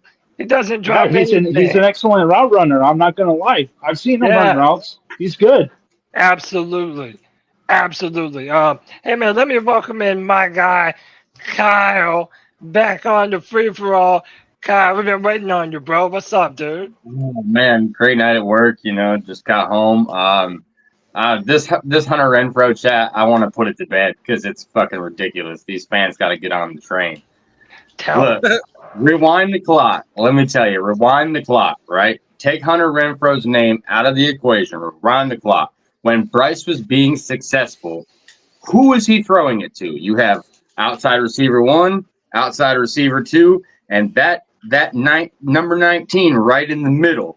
And that slot receiver, whether it was Moore, whether it was Thielen, the slot is where Bryce got the majority of his yards when he was doing well. So you tell me that an all-pro receiver that can do the exact same things as the most productive member of the wide receiver room, you telling me that having another one of those guys is a bad thing? I don't think you're a real fan. I don't think you really watch football. Tell them, and Pickle, read that what you wrote in the chat. Yeah, multiple teams contacted Renfro's agents. He just didn't want to go nowhere else but his hometown team. And let's be real, folks. Let's cut the bullshit. Cut the BS. Just because you didn't hear it, just because nobody picks up the phone and catches you the inside or the truth, don't mean anyone. It just means you ain't know your damn business. That's what it means. It means that the NFL knows the value of Hunter Renfro. Go ahead, Jake. I'll go even further than that. The only way Hunter Renfro does not make this roster, this 53-man roster, is health. His health is the only thing that's going to keep this man from making this roster. If he is even 85% healthy, he is making this damn roster. Sorry, I don't like Clemson myself, but I got to respect talent, and this man's got damn talent. Yes, he does. And let me get Twan in on this. Twan, what you thinking about Hunter Renfro, bro? I mean, I like him, bro. I mean, y'all might not like what I'm about to say. Come on, I like him, man. I keep telling this, Cody. I like him, but look, man, you gotta make this team. Ain't nobody gonna give you shit. Yeah. So you gotta go and practice and take it. That room is crowded with a bunch of hungry ass receivers. Nobody's gonna lay down for him. They ain't gonna give it to him. Absolutely. So we'll see. You know what I'm saying? Twan, he lost 30 pounds, brother. He is definitely hungry. Yeah, that's what Jake, you can stop with the fucking bullshit, bro. Come on, G baby, let G baby. One's right, and I agree with him. Yeah. But I say this: if I don't care who it is, I do not care of all these players in training camp. If they go in thinking they've already got made and they're going to get handed on a silver platter, cut their bitch ass. I don't give a fuck who it is. Cut their bitch ass now. Yeah, let me let G baby rap on this. G baby, come on, bro. Why are you doubting my man Hunter Renfro? Why? Y'all.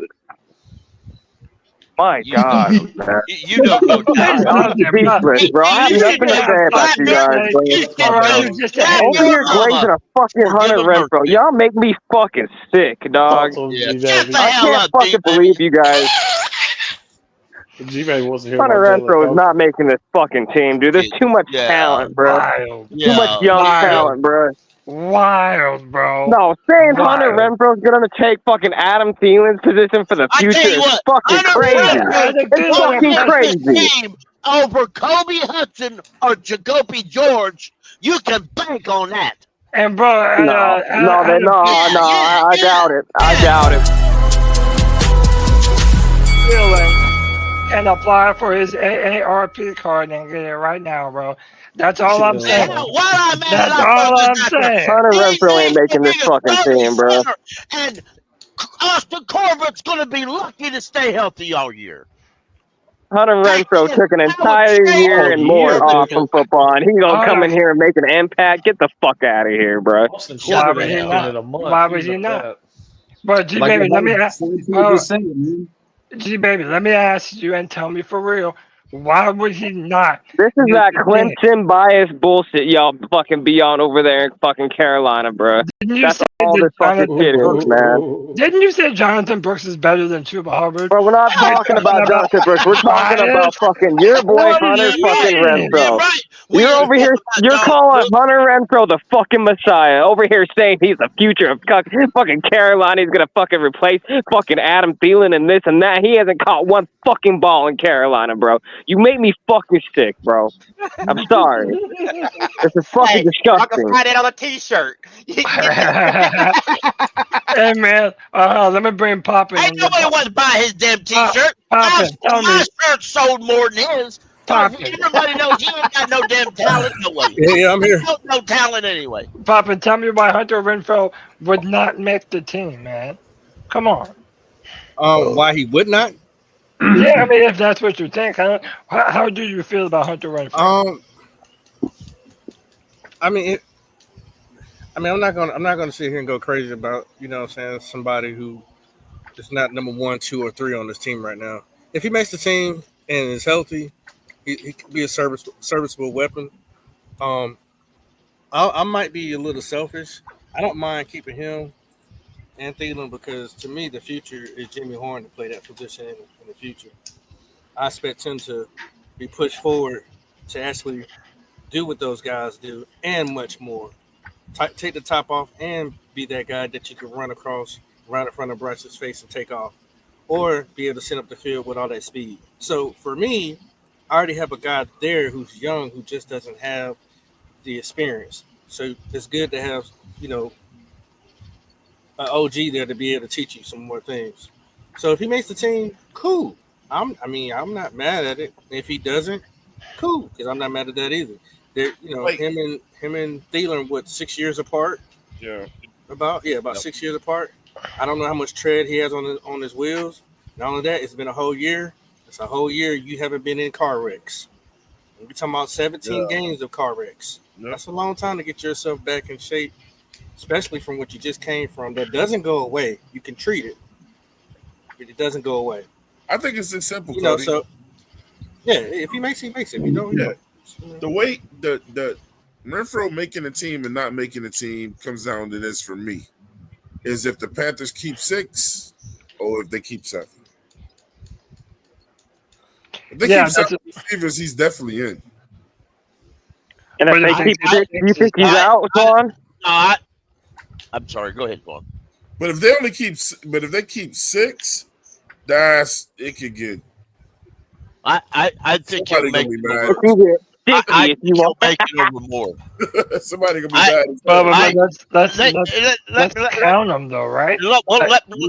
Let me say this real quick though.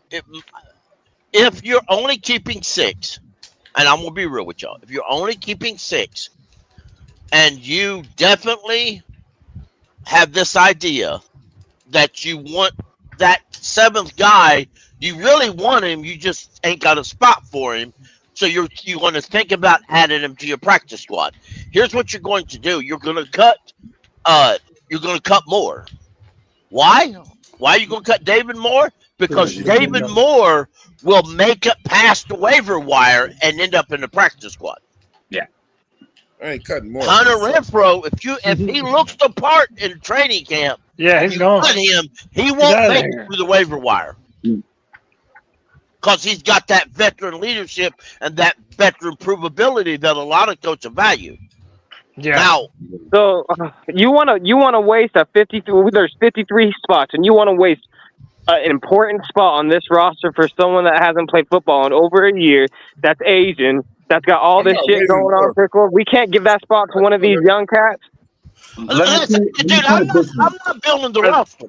The difference between my evaluation and your evaluation, you do it. You set your roster. You set the way you personally would do it. I look at it to what they will do.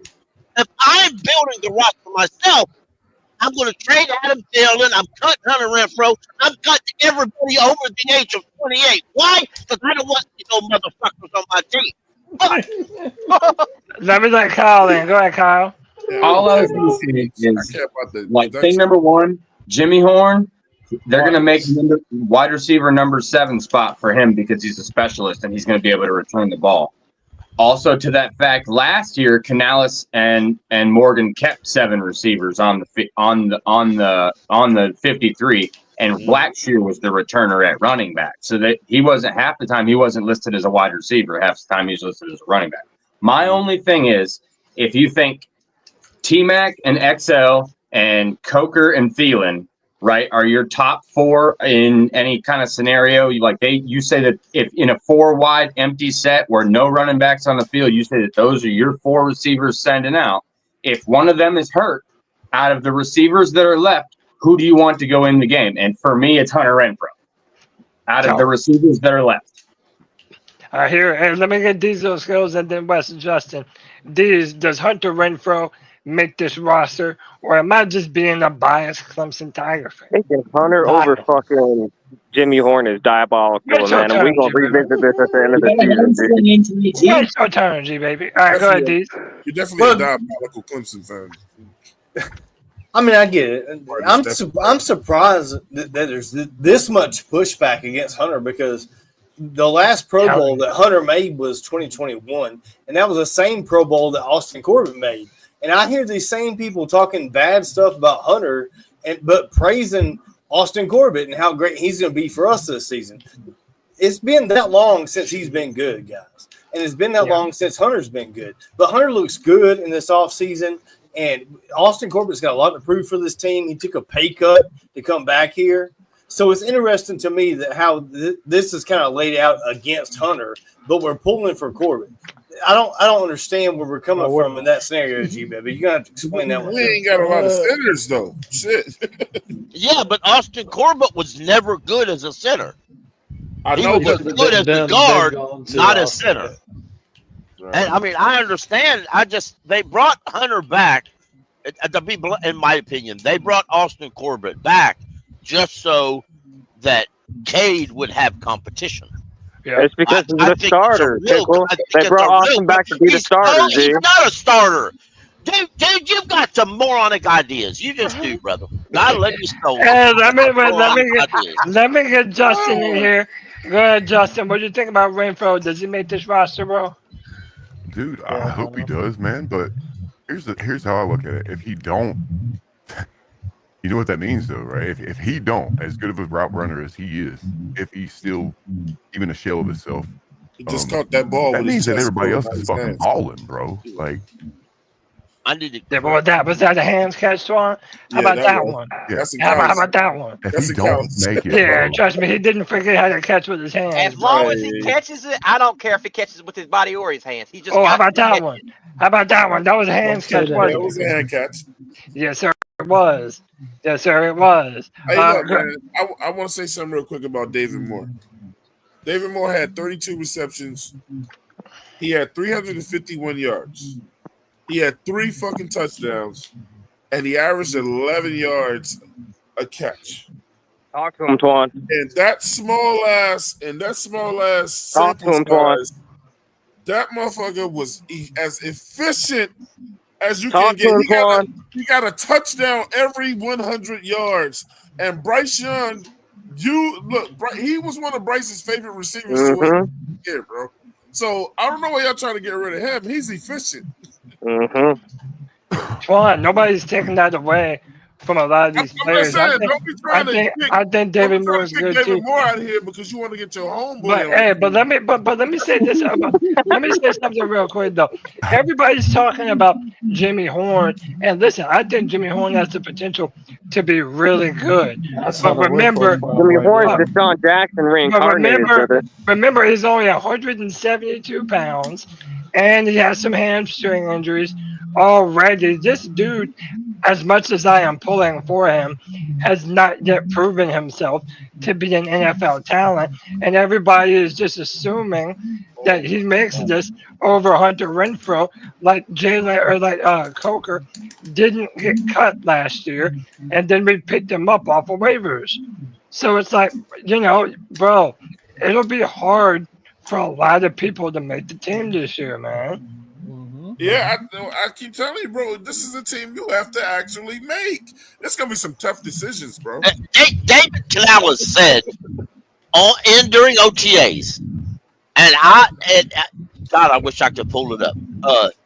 He said, and I quote, he said, "I do not see a world where Hunter Renfrow doesn't make this roster." That's quote what he said. Now listen, I'll be honest with you. I'm a Tennessee fan. I could give a rat's ass if Hunter Renfrow makes this roster. I truly don't. But I believe he will just under that. Now, as far as if he deserves it, I think if you, I think it's ignorant to cut Jimmy Horn to keep some slack nut wannabe wide receiver named David Moore on his fucking roster. Yeah. I mean, like I said, David Moore. David Moore is chill. I don't hate him. I don't He's love also him. older than Hunter Renfrow. Yeah. Me and Diesel Skills were watching him very intently last year during Fan Fest.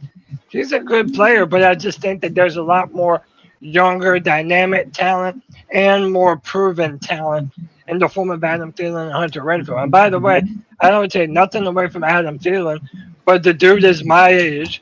He's 35 years old, and every year he talks about talking with his wife about retiring. Like at a certain point, we have to make plans for a future that doesn't involve Adam Thielen. Cody, he's still productive. Thank you, Twan. Thank you. I'm not saying that he's not. I'm not saying that he's not. Let me tell you Every something. year he talks about Get him, retiring. Twan. Get him. A 51-year-old can beat a 25-year-old's ass. Yep. No, because I'm letting you. If somebody come fuck with me, if you want that, if you want, these hands hurt. These hands hurt. If you young and you think you can whoop my ass, to come try me. The age ain't got shit to do with it, man. It's the production. Are you good? Now, I think we all know. I think this is Thielens' last year. We want to send him out the right way. That's what I'm saying. Whatever. You know what I'm saying? But I mean, look. All I'm saying is this, and I think you agree with this. I would love for that dude because he's a route god, bro. I would love for him to make the team, but I want him to earn it. I don't want nobody giving him shit. Now, like you said, Juan, you got to earn your roster spot, brother. Yeah, I agree though. I mean, I think I'm gonna be honest with Pickle. I hated that Canales said that. Why even say that? You're right, and a lot of it, you know, because it's the truth. It's the truth. That's why. Glenn said it in the chat. It's the truth. It's probably just coaches speak. Yeah. But it's the truth. Nonetheless, if you're Dave Canales and it's the end of the 3 preseason games, you're sitting there in that week and you're looking at your roster and you're looking at it and you're telling yourself, you say, I'm looking at my wide receivers here. He said, I know I'm keeping T-Mac, XL, Adam, and Coker. Jimmy Horn Jr. has made such an impact in return ability and even as a wide receiver, I have to keep him. David's my guy and I liked him. Or no, let's just Jimmy Horn, you're going to keep him. So now you got one more spot because I personally think they're only keeping 6. I don't think they're keeping 7. That's And I don't either. We have too many other spots that we need depth on. So you have to ask what you're going to do with that last one. And if I had to throw a rock up and catch it, I'm going to say they're going to keep Hunter as a 6 so they can put David Moore on the practice squad. That's what I personally believe. Like I said, if you cut Jimmy Horn or you cut Jalen Coker or you cut Hunter, none of them are going to the practice squad. Now, David Moore would never go to a practice squad. Somebody would come scoop him immediately. I disagree, but I do that respectfully. You know, David Moore would. No, you spit in my face asking me to go to a practice squad. Well, we picked him up because nobody else wanted him. But hey, look, man, okay. Look, man, I pray that they put the Panthers on Hard Knocks this year, bro. I would I'm sort of hoping for it too, Twan. Yeah, I know that look. I know that the teams hate it. They never want to be on Hard Knocks, But with the dynamic of this team and how many people we have on the bubble, yeah, I really do want to see what this team looks like on Hard Knocks. We won't be on. After they've been on that shit now, bro. We won't be on Hard Knocks this year. They already picked a team. I can't remember. I'm about to look it up actually. Always like the Steelers. Nah, but now they do two teams now. Yep. They do one team at the beginning of the year, and then they do another team at the mid level. But also when they select these wide receivers, especially the last three or two or three, they do that a lot based on special teams ability. Is it the Bills? The Bills that have the Hard Knocks? The Bills. Yep. Is the Bills? Okay, that won't be You know what I'm bad. saying? Like, you don't gotta be on that shit no more. If you look at strictly special teams ability, and you're looking at the last three receivers I named, Jimmy Horn Jr. and David Moore both play core special teams. Does Hunter play special teams? No, but I do believe that'll be where Trevor Etienne and Jimmy Horn Jr. will have a great opportunity to come in here. And There's only 53 spots. I think we're only keeping 6. If you are a fourth, I do too. You are a fourth or fifth receiver, you almost have to play special teams. That's just how it is. I think we're gonna keep 7 because we don't have 17 fucking tight ends on our team now. Swan, give me your 7 receivers right now, G. Excel, Thielen, Coker, Renfro, McMillan. Obviously the guy we just went and got. Yeah. I was waiting for you to miss him. And who else did I not say? David Moore. And David Moore. Yeah. That's 6. That's 7. Now, I want to be fair, though. I think the guys that they should target to hopefully at least make the practice squad is Kobe Hudson or Jacoby George. But I got to say this, and I need to be fair to put one of them on the practice squad. Well, I got to be fair to Dave Canales. Dave Canales is a guy, if you're an undrafted free agent and you show out, he'll try to keep you. But now, granted, let's all remember, he did cut Jalen Coker last year and put Coker on the practice squad. He did. And we keep forgetting too. The Canals was a wide receiver coach for years. So I mean, if I'm gonna trust anybody to figure out who he's gonna keep, I trust him. Right. What question about Coker is this? Is he gonna stay healthy throughout the whole camp and all this? Well, that's a great question, man. I mean, he why wouldn't he? Well, don't put that voodoo on him. He wasn't healthy in OTAs, Jay. He just has a whole lot of injuries that don't happen in the game. Yeah, he wasn't healthy in OTAs or minicamp. He was not healthy. When does training camp start, y'all? The 20 at the end of this month. The 21st. Hey, G baby, what I'm 21st. hearing is he's not even 100% right now. You heard that? You ain't seeing him practicing. Well, we do have a clip of them practicing. But listen, I want to bring an end to this Panthers blueprint. This is the last part of the episode, and I want to play it for y'all, and we'll give our overall grade of this episode of the Panthers blueprint. Hey, Cody, thanks for having this show tonight, bro. Absolutely, bro. Yeah, most definitely, dude. Hey, man, everybody has plans tomorrow for the 4th, so I'm like, bro, let's not skip a free-for-all. Let's just do it on a Thursday. And, dude, thank you to everybody that's participated tonight. This has been an incredible show. We still have 80 people watching us right now. Shout out to all of them. Hit the like, hit the subscribe, hit that notification bell for every single time the C3 Panthers podcast goes live. And leave a comment under the video. That helps us out tremendously in the algorithm. But let's put an end to this Panthers blueprint, and we'll give our grade for the whole production.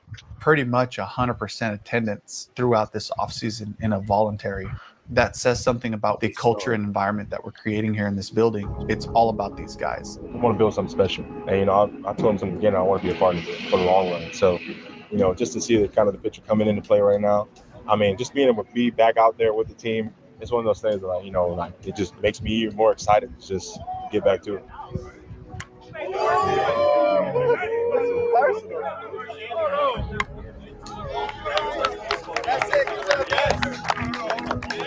I want openness and I want effort. If we go for it, if we bring it every day, we will make each other better. Good on good, bring everything you got. We will find out how good we can be.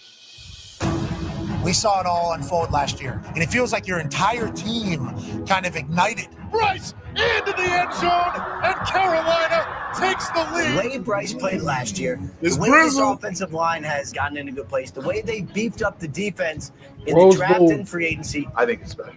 No, it's going to be amazing to see what we build here. Just win it. Trying to find a way to win football games. Looked like a team that is going to be a problem in the NFC South, and especially a team that I think Charlotte is going to be able to rally around yet again. Panthers should be better. I see them in the playoffs. One step at a time, every day like it's our best. Things going to be different. Who will improve our organization? Like, how do we make everything here better? I'm with what they're doing. There's clearly a plan. Really excited about the challenge of the upcoming season. The identity, the culture around here, myself and Coach Canales, we're never going to change that identity. We're going to compete in every turn. We want to be the best at everything that we do. Best in the world, Craig. So that's it for the Panthers blueprint. Man, I want to give a kudos to everyone in the staff that made this. Dude, I feel like every year their production gets better and better and better. So shout out to everyone that made the blueprint possible. It definitely did a great job getting us all excited for what this team can be in 25, man. I thought it was awesome. What grade do y'all give the Panthers blueprint? I'm going to start with Michael Weider. Michael, what say you, man? A+. Kyle, what say you, bro? What score do you give the Panthers blueprint? I would say it would be an A. I mean, I thought they did pretty well. Talking about all the draft picks, going through the thought process behind picking them. I would say that there was actually, a very clear plan when they went into the offseason, and I think that they, just kind of I like the part where they were sitting around in the meeting and saying, okay, well, we need to, upgrade the roster. Where do we start? And, the position coaches are the ones saying, hey, we need this, we need that, we need this, we need that, and I think that was good to see for me as a fan, that there's a concerted effort to work together to make the roster better. And I feel like that they addressed each area adequately. I mean, they could have done better, obviously, in every area, but as a fan, I'm always going to think that way. So I think they did a pretty decent job given what we have. We have to have a winning record before we can attract a whole lot of big names. So what they did, I felt pretty good about it. Yes, sir. Love it, love it, love it. Jake, what grade would you give the Panthers blueprint, bro? I'll give it a solid A. I would give it an A+, but every time I think they can't get better with these blueprints, they just somehow do. But I ultimately like this blueprint because, I mean, you really got to see a lot of these players that they brought in through free agency. You got to see the personalities a little bit. You saw Dan Morgan, Dave Canales, and Achilles really talk about these guys like they had a plan for them. And these guys came in and they got that attitude that they want to change. They want to change this team for the better, man. I absolutely love that. Yeah, I do too, man. I love it. Dude, I think that they get better every single time that they do it. Cole, what say you, bro? What would you grade this Panthers blueprint? And overall, what were your thoughts about it? It's an F, Cody. I think it was horrible. Damn. I'm kidding, bro. Typical NC State fan, bro. I'm giving it a strong B+.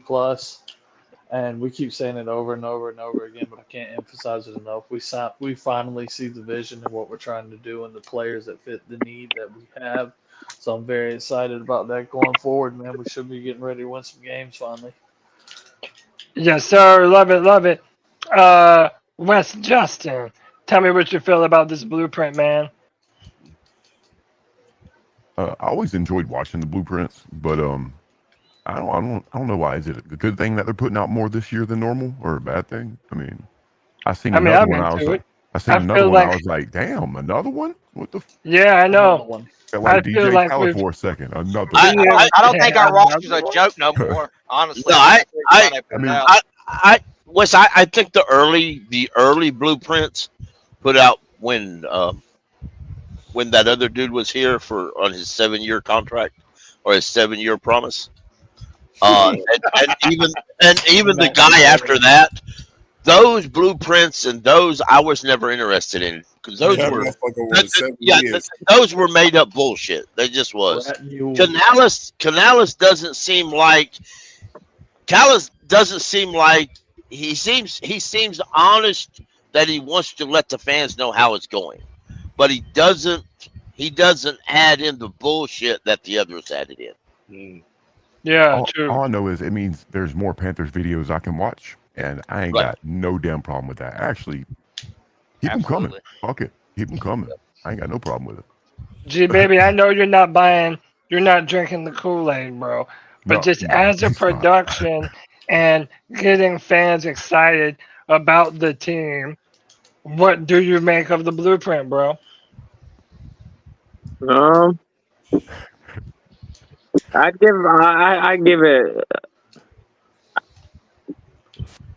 it C minus. Jesus Christ, dude. That's better than what I thought he was gonna say. Bro, that's below average, bro. I'd give it a solid C minus, and the only reason why I'm gonna say solid C minus is because, well, for one, you guys are talking about these blueprints coming out like all the time, bro. It's been like an entire month since we've seen the last one. And it's like they hype up these fucking blueprints to be God's green earth, and it takes an entire month for us to and then they put these little teaser, these little fucking trailers for it, and it's like, God damn, bro, can we at least get one once a week? We gotta wait an entire month for this shit. And then it's like the entire blueprint. They're still talking about them being in Indianapolis at the combine, bro. Can I see the OTAs shit? Can I see some more shit, bro? This ain't Hollywood. We don't have production like that over here. Hey, man, I just expected to see more, so I'm gonna give it a solid C minus. But you know, I like the defensive players they brought in. They've put me through so much fucking just emotions, man, and I'm not drinking the fucking Kool-Aid this year with these fucking defensive players. I got to see it through training camp. I got to see it, man. Damn buttercup generation. And by the way, I do think that we are still doing the Camp Confidential.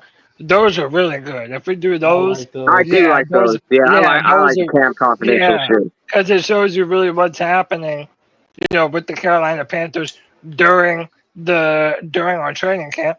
And since we're not going to be able to have fans there this year, this is an even bigger deal. So I really hope that we do get those Camp Confidentials. I think we will. Let me go to Poppin. Poppin, what overall grade did you give these Panther blueprints and getting you excited, bro? Well, I give this one. An A. I'm confused because G baby, do you don't like them or you do like them? Because you said you didn't want, you never was in favor for them, but now you want more content from them. I need to see more, Pop. I gotta see more, G. I just gotta see more, man. Well, you got to take into context too. None of the Panther podcasters or any guys that can get into the stadium can go for the next 2 years. So they have to give you some type of visual, something to, keep the fans, excited. Nobody has access in there except for, the beat writers and the big guys from ESPN, the NFL, and all these other networks. So for the next 2 years, it's under construction. This is really the only access you have. So you can't really say you don't like it, but then want more, production. Then make your mind up, G baby. You seesawing over here. He said, all right. But look, like I said, I do love these inside looks into the thought process of Dan Morgan and Dave Canales and Brent Tillis, because I feel like we got reasons for why we signed every player. Some of the takeaways I took were position versatility. Bobby Brown can play multiple positions on the defensive line. Trevon Moore can play free safety and strong safety for the Panthers. I believe it was I forget who mentioned it earlier. I think it might have been you, Pickle.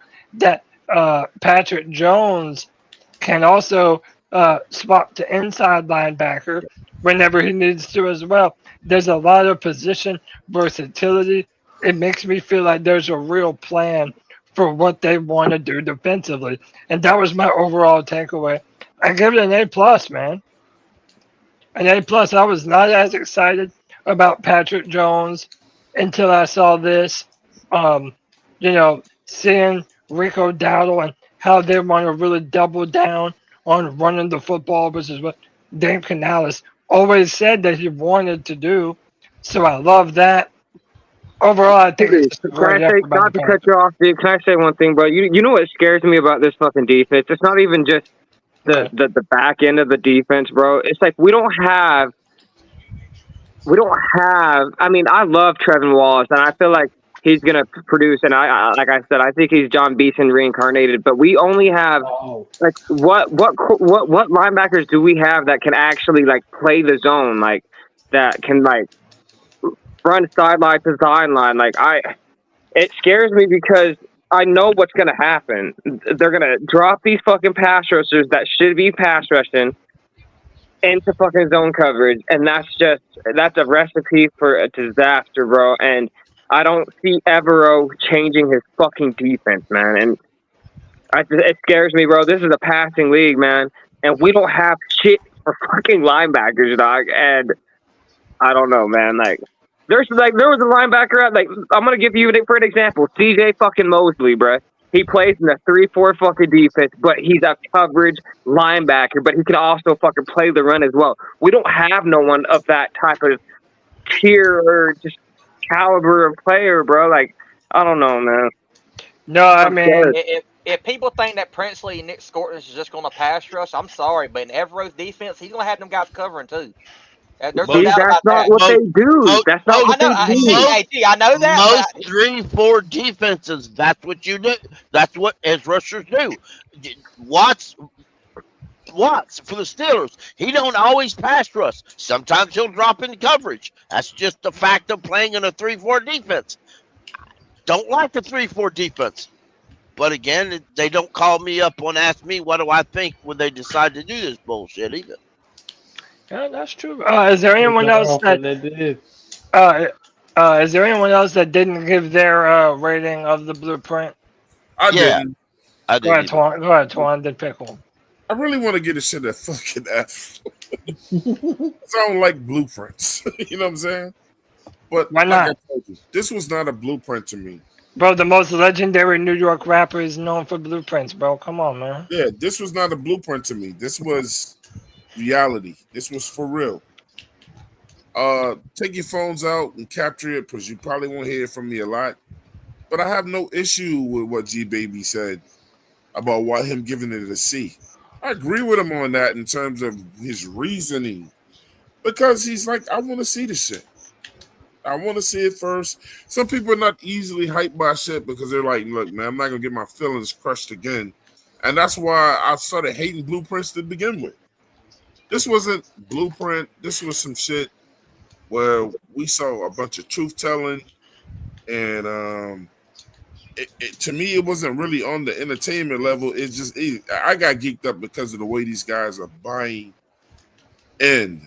Pickle also relayed to it where it wasn't a whole bunch of fucking playing around and guys, and we seeing guys doing the latest whatever. The culture's changing, Twan. It's that culture change, G. The whole time people were serious, bought in, practicing hard. The interviews were intense. Nobody was joking around or whatever. In the past blueprints, we seen a whole lot of dumb shit going on in practice. Motherfuckers chasing each other with water and crazy shit or whatever. So when he goes C, I don't have a beef with that because he said, I want to see it. And anybody who says, I want to see it first, I feel your pain, bro. I really, really do. I mean, I've been saying that for 3 seasons, man. It's But one thing I proven know you. about me, y'all ain't never seen me this fucking happy. Yeah, buddy, go ahead, Pickle. I got one last thing to say. Okay. Y'all ain't never heard me disagreeing with fucking G Baby like this. G Baby gonna do his shit, but guess what? I happen to think, man, look, I created the word bisexual. And I'm getting called a bisexual this year. Because I happen to think this motherfucker is up this year. Antoine, you're bisexual now. I think he's That's up. wild, bro. I'm not a bisexual. But he's up. Wild. But I think he's up. Look, man, we seen that he can do it. He showed us all I can do this shit. He's up next year. I think he's up. The worst thing that can happen is I can be wrong. Twan said Bryce is a rude boy. I can get it up. I popped into it. I ain't calling him a fucking king, but he's up. I popped into a stream the other day, and I wasn't in there that long because I was so tired from work, and I just did a space, and I just wanted to say hi. So I popped in long enough to realize I was still so sleepy. I just went to bed, but I heard somebody else say on that pod that I have to see it first. She wasn't going to go all in. She had to see it first. So shout out AC on 704. You and G Baby think alike on that motion. Yeah, we can't get mad at people for not doing cartwheels. Right. Just going all in, and that's cool. That's all right. I don't have no issues with G waiting. He has to see it first. I was like that last year. In a lot of ways, on a lot of things, I am that way now. You know, we'll just have to wait and see how things go. And oh Lord, I know this video. On as far as I'm going to give it a B plus because I did like it. I don't think it was informative. I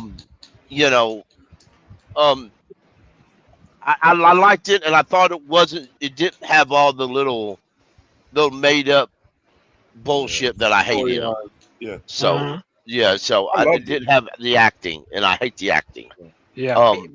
So before you play that video, Cody, Dog, cover your eyes. Bro, Dog and G Baby, bro. One of the things I wish they would have showed Pickle too. Yeah. If you watched it closely, a fight was breaking out, right? I want to see that shit. Let us see him. I want to see it. I do too. It's going to be rough in training camp, y'all. We ain't going to have anything to go off on training camp, but what the tidbits that we hear off the media, and they won't be able to report, but like one day a week for 30 minutes. Robert Hunt was getting into it with somebody on that damn defense. Yeah, and I would love to see. Hey, look, man. Too many big old guys.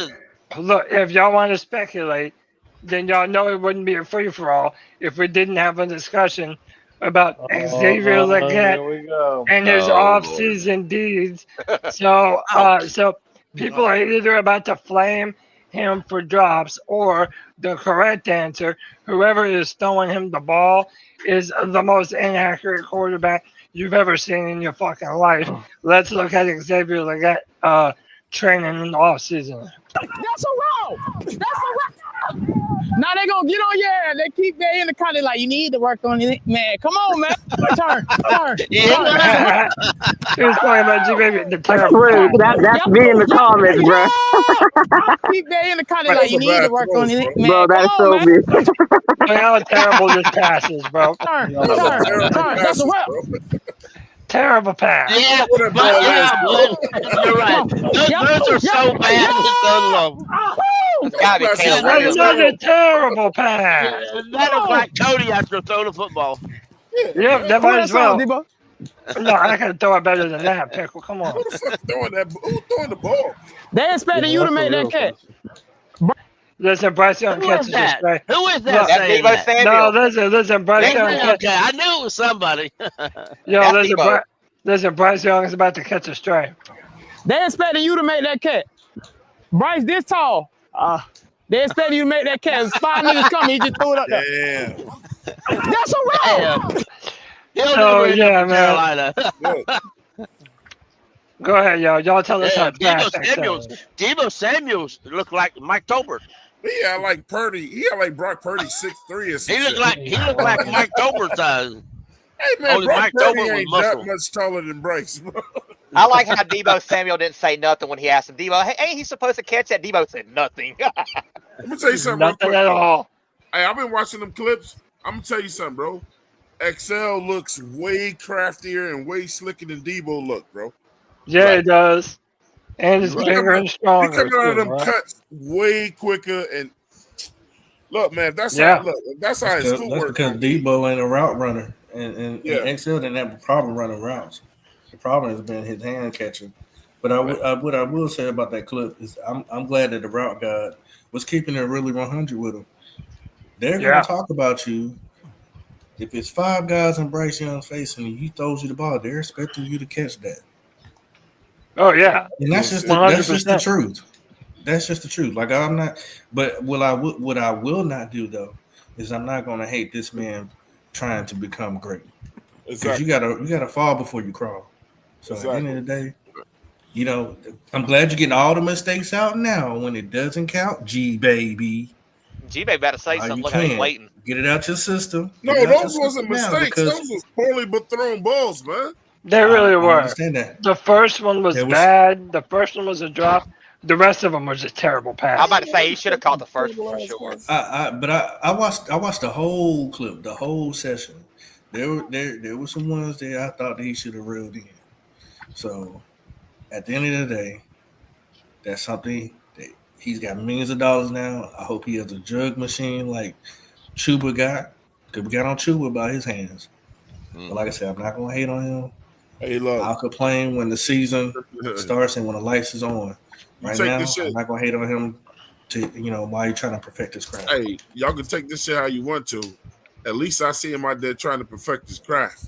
Absolutely. It's some motherfuckers I don't see ever in any year out here showing his game trying to get right. The King. What the King got? Yeah, no, I did. Making babies. Just Making like people babies. would for a while there, people was getting on JT Sanders because supposedly he didn't go to that rookie tight end or not. What the King got? But that tight end university. Baby. Yeah. I know you getting tired of seeing Bryce Young and all these fucking basketball videos. This motherfucker out there shooting in 3-point contests. Fuck, get out there in the field. Hey, I'm glad that he got all the boys out on the field. Was it yesterday or today that I had seen? Yeah. I'm gonna pull that. I've seen it. Yeah, pull that up. That's a big deal, y'all. That's a big deal. I didn't know when it was, but that was cool. I like seeing him get all them folks out. That's a big fucking deal. That's a big deal, man. It's not even training camp, so I'm glad to see that he's building camaraderie. He's building a connection. Was XL in that picture? Was XL there as well? Yeah, XL. JT Sanders was there. I think Nalo was there.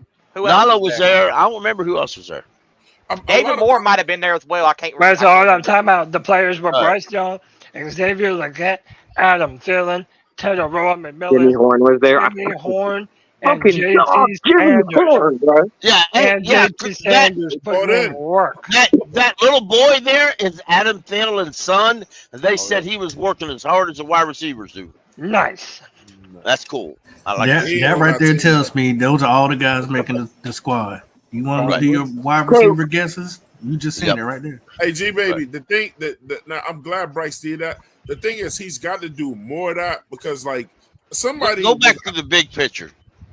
Somebody was on a show where there was like, people was like, Bryce wasn't spending a whole lot of time with his teams and doing like cookouts and like going out to eat with the guys.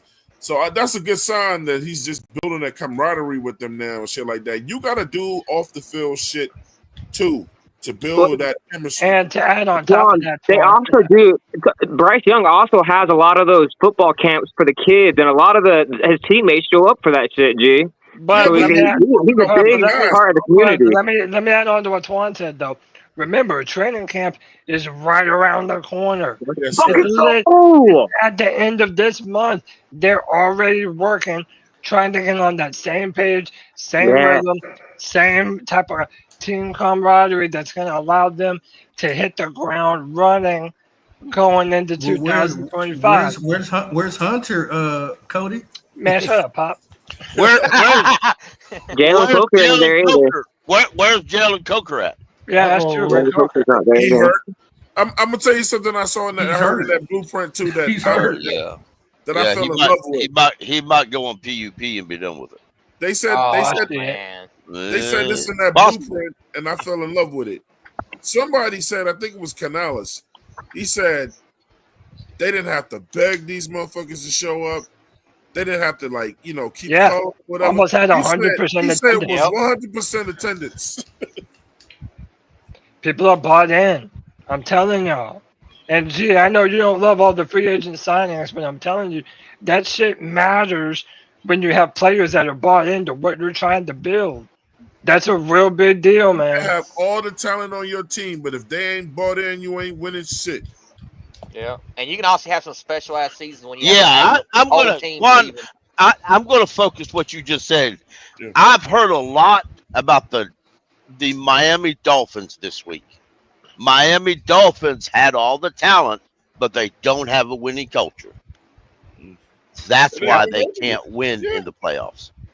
That's why eventually their head coach will get fired. I'm not trying to harp on G baby, but I got a great movie that you can go back and watch. It's a classic movie. I'm pretty sure you've heard of it. It's called Space Jam. Remember Space Jam. Do your dance. Do the Space Jam. All right. Yo, that's a movie, Pop. Till they start sipping some of that Yo, juice. they need that special stuff, bro. That special stuff. Hey, you need to go watch any. You need to go watch Any Given Sunday. Nobody believes that's my shit. either. That's love probably that movie. that movie, Any Given Sunday, and Remember the Titans. Those are my two favorite football movies ever. No, you got to throw put the replacement. The replacements has got to be in there, bro. Nah, Yeah, the draft day replacements is is a good. Draft Yeah, day but is a killer. draft day is about front office. Like, I mean, shit that really shows Friday Night Lights. football. But I never really fucked about Friday Night Lights like that. I'm from the Varsity Blues era, Cody. That's my shit. How about Gridiron Gang? I just did. Yeah, I just didn't. West Canaan, Texas. Any given Sunday. About Friday I Night was Lights is shit. I was watching. All Any right, Given Sunday. Booby Miles. I was watching Any Given Sunday when I was in the sixth. Oh man, Alex, that ain't fair what you said. Don't compare Excel to Ayuk. Come on, man. Don't be that way. Don't compare Excel to Ayuk. Invisible. Come on, man. I don't know, Not a good man. movie. Who? Invisible with Mark Wahlberg in it. That's a pretty good movie too. Oh, I never even saw that movie. You mean Oh, where I did see that with the Philadelphia Eagles. Yeah, that's a good movie. Yeah, that was good. The program was good too, bro. You got That's an old school one, Twan. Yeah, they shot that movie at Duke University. Motherfuckers don't know about Darnell Jefferson. Y'all forgot about the best movie of all time. George The Water Boy. Jefferson. Come on now. The Water Boy. Yeah. The Water Boy. No, Oh, no, we suck again. That's an all-time movie, bro. That one, bro. I love this movie, bro. All-timer, It's not about bro. Rudy. Oh, Rudy. Nah, Yeah, I Rudy's never- good It's too. really good. You like Rudy? No. Oh, Yeah, bro. Rudy will make you cry, boy. Bro. It did. No, it's way past my bedtime. Hey, Justin, what's up, bro? Oh yeah, Pickle, it's way past your bedtime right now, G. It is, man. Pickle, you got work tomorrow, huh? No, I'm off tomorrow. Oh, okay. We've had several nicknames out here: the Great Wall of Carolina, the Cardiac Cats. Any of y'all got some good names for this D line? Oh, crushing Carolina. Committed, bro. Hey, look, Crushing fools. Hey, look, it's another show out. If you guys want to watch it, it ain't just the blueprint out. It's a show out called The Climb. You know, they're on the 4th episode right now. Ask Cody about it, man. The Wall of What's it called? Florida State from week to week. It's a better show. Florida State from week to week. Bruh, we show our shit more frequently. Bruh, listen. Florida State not going to win. We are a problem. We are a fucking problem this year. Hey, G, listen, man. G, baby. A while ago, you said you had to see it to believe it. When Twan says Florida State's a problem, I agree. I got to see it to believe it. That's the problem for y'all, bro. That's the problem for y'all. Hey, that's us rolling up that Florida State. That right there is encouraging. We packing up that smoke. Yeah, man, smoke mission got him. You We know was having such a great Thursday free for all until this happened. Got him, bro. Rolling up that FSU pack. You know what I'm saying? You know damn well. Yeah, rolling up that. No. That blunt. It's got some FSU. It's got some NC State. It's got some North that's Carolina. twice now, Cody. Keep my team out your mouth, bro. No, we about to be smoking that. I ain't gonna lie, that blue and purple do look good, though. It ain't got no Florida State. Hell Hey, yeah. hold on. I want to. Dabo pack Did I is hear mid. White Chocolate Espresso say if Bryce Young doesn't work, are you pulling for sellers? Did I hear that recently? Yeah, Man, no, that's said what that. I'm pulling for the next man up. He said that. Go check out the Climb, CLIMB. All right, man, we're going on. Watch it. When you see Cody next, say, y'all motherfuckers in trouble. Nah. Never that, bro. Never that. But you know what we are going to do? We're going up on 4 hours here on a special edition of the Thursday night free for all. We hope that everybody has a wonderfully safe and happy 4th of July. We appreciate y'all, man. You got somewhere to be, Cody? fireworks. Enjoy Nowhere. the family. Nowhere. And man, yo, Pickle gotta go You to ain't got bed, nowhere man. to be, Cody. I'm looking up Pickle. Cody got a girl now, y'all. Cody got a girl now. He eats booty. He got that tongue in the bunkie, bruh. Got the tongue in the bunkie, bruh. Shout out to the over 200 people watching us on X, man. Real men eat ass, y'all. Hey, bro, listen, we're going to let everybody get their final thoughts, and we're going to get up out of here on a Thursday. And Y'all hear that? Get your final nut, and we'll get out of here. Whoa! Let me go to my man Poppin from the Black Cat Panther Podcast. Pop, we appreciate you, brother. Give me your final thoughts for the free for all, bro. Yeah, man. Great show. Everybody have a lovely 4th of July. I'm going to try not to blow myself up on this gas grill. And, man, y'all just enjoy your long weekend. What you grilling, Pop? Keep What pounding. you grilling, Pop? Man, a little bit of everything, man. A little bit of everything. A little bit of everything. So I'm we gonna got fix some ribs bacon. over here, bro. I'm gonna fix bacon and pancakes in the morning. On the Damn, Pickle, not bad. Ooh, Pickle, that sounds good right now, man. We have some. Give yourself a heart attack. Bro, we got some baby back ribs over around these parts, Pancakes bro. and bacon's worth it. Yeah, man. Hey, listen. Was that Jake? Yeah, pancakes and bacon's worth it. I'm sorry. Hey, man. Yeah. Hey, listen, man. Listen, I'm gonna die anyway. I might as well die fat and happy. Hey, Yes, sir. What did I tell you about that dying shit? Stop saying that shit. Yeah, please. Stop Bro, saying that. listen. Oh, you're right. We all gonna go sometime. We're just not It's talking. Team Charcoal over here, bro. It's Team Hey. Charcoal. Hey, charcoal does make. I love charcoal especially when you're making burgers. Yeah, charcoal grill for the burgers. Dope the most. Let me go to my man Michael Cheeseburgers Weiser. on fire right now, Michael too. Weiser's been bringing the fire lately. Michael, we appreciate you, bro. Hope you have a happy 4th of July. Give us your final thoughts for the free for all, brother. You guys have a happy 4th of July too. All I gotta say is one thing: fuck the Bucks, fuck the Falcons, and fuck the Saints, fuck the Bucks, fuck the Saints. Yeah, fuck all them. We're gonna slaughter those motherfuckers to the fucking ground, bro. We're gonna bury them to the fucking ground, 6 feet to the fucking ground, bro. Mark my fucking words on that. Keep pounding, boys. Keep pounding. Yo, Michael's the man. Who's that mic drop? He got up out of here with that mic drop. Yo, Michael did his damn thing, brother. Hey, man, shout out to Michael. We appreciate him as always. Let me go to my man, Cole, on the free-for-all, brother. Have a wonderful 4th of July. Give us your final thoughts on this free-for-all, man. I don't know what the hell I'm supposed to say after that, but happy 4th of July to everyone. I'm ready for the season to start. I'm ready to see some winning going on in Carolina. We need to win the South. We need to go to the playoffs. Go Panthers. Go America. Keep pounding. Keep pounding, brother. My man, Twan Don. Check him out on the 704 Charlotte Bound Show. Like, subscribe. Y'all know what to do. Twan Don, appreciate you as always, my brother. Give me your final thoughts for the free-for-all. Man, let everybody sleep this year. Love it.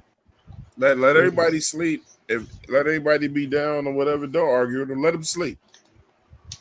We'll wake their ass up on game 1. Let them sleep. Let them sleep on Bryce. Let them sleep on Bryce. He'll wake their ass up on game 1. Let them sleep on the team. Let them sleep. And by game 5, every team in the league should be on notice. Like, oh, we got to prepare for these motherfuckers. Yeah. Let them sleep. Let them sleep. Let me go to my man, Wes Justin. Wes, you know we appreciate you, baby. Hey, man, tell them where they can find you streaming, wherever it is you're streaming, bro. Oh, man, everywhere, bro. You can click on my YouTube right here, but, Twitch /Wes_Justin. Hey, man, I follow you now on YouTube, bro. TikTok, the same thing. It's you just type in Wes Justin on any platform, I'll pop up. Yes, sir. I'm gonna start one up after this until I get tired, which probably yeah, man. So y'all go check him out, Wes_Justin. What you playing? What you playing tonight, bro? Man, I'm gonna fuck around on some Rebirth Island tonight, probably. Hey, dodge them cheaters, Justin. Oh Dodge yeah, them hey cheaters, dude, brother. I just got my best camo. I'm getting on there with the Rockets tonight though. It's What's your YouTube channel? It's you can type in Wes X Justin, all one word. Wes X Justin. Oh, yeah, it's right there. Yeah, right there on the bottom. Okay, all right, I'll find you tonight. I'll watch you. Bet. Fuck yeah, I appreciate Hey, it. look, man, I'm gonna tell y'all something real quick. Look, I'm old as hell. My wife bought me a PS5. I'm out of retirement. I gotta get some of y'all handles so I can beat the shit out of y'all. Hey, Swan, I'm on the PS5. Mine is easy. It's Panther Faithful, capital P and the capital F, G. Add me, bro. Okay. Panther Faithful, one word, G.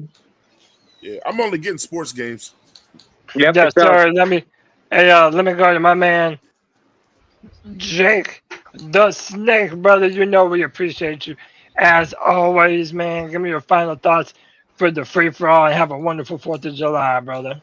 Man, anytime I can talk football with you boys, I appreciate every single one of y'all. It makes my Yes, job sir. easier to talk to y'all. Shout out to everybody that spends their time and their effort to get in here, comment, whatever they do, just watching, whatever you do, man. Appreciate every single one of y'all. Thank every single one of y'all that show up for the C3 Legion Spaces on Mondays and Thursdays. Can't forget D's Ill Skills warm-ups on Tuesday for the C3 podcast show. But besides that, y'all keep pounding, and I hope every single one of y'all have an absolutely wonderful 4th of July tomorrow. Yes, sir. Appreciate you, Jake. Panther Pickle. Have a wonderful 4th of July. Get some rest. Enjoy them bacon and pancakes. Tell the missus we said hello.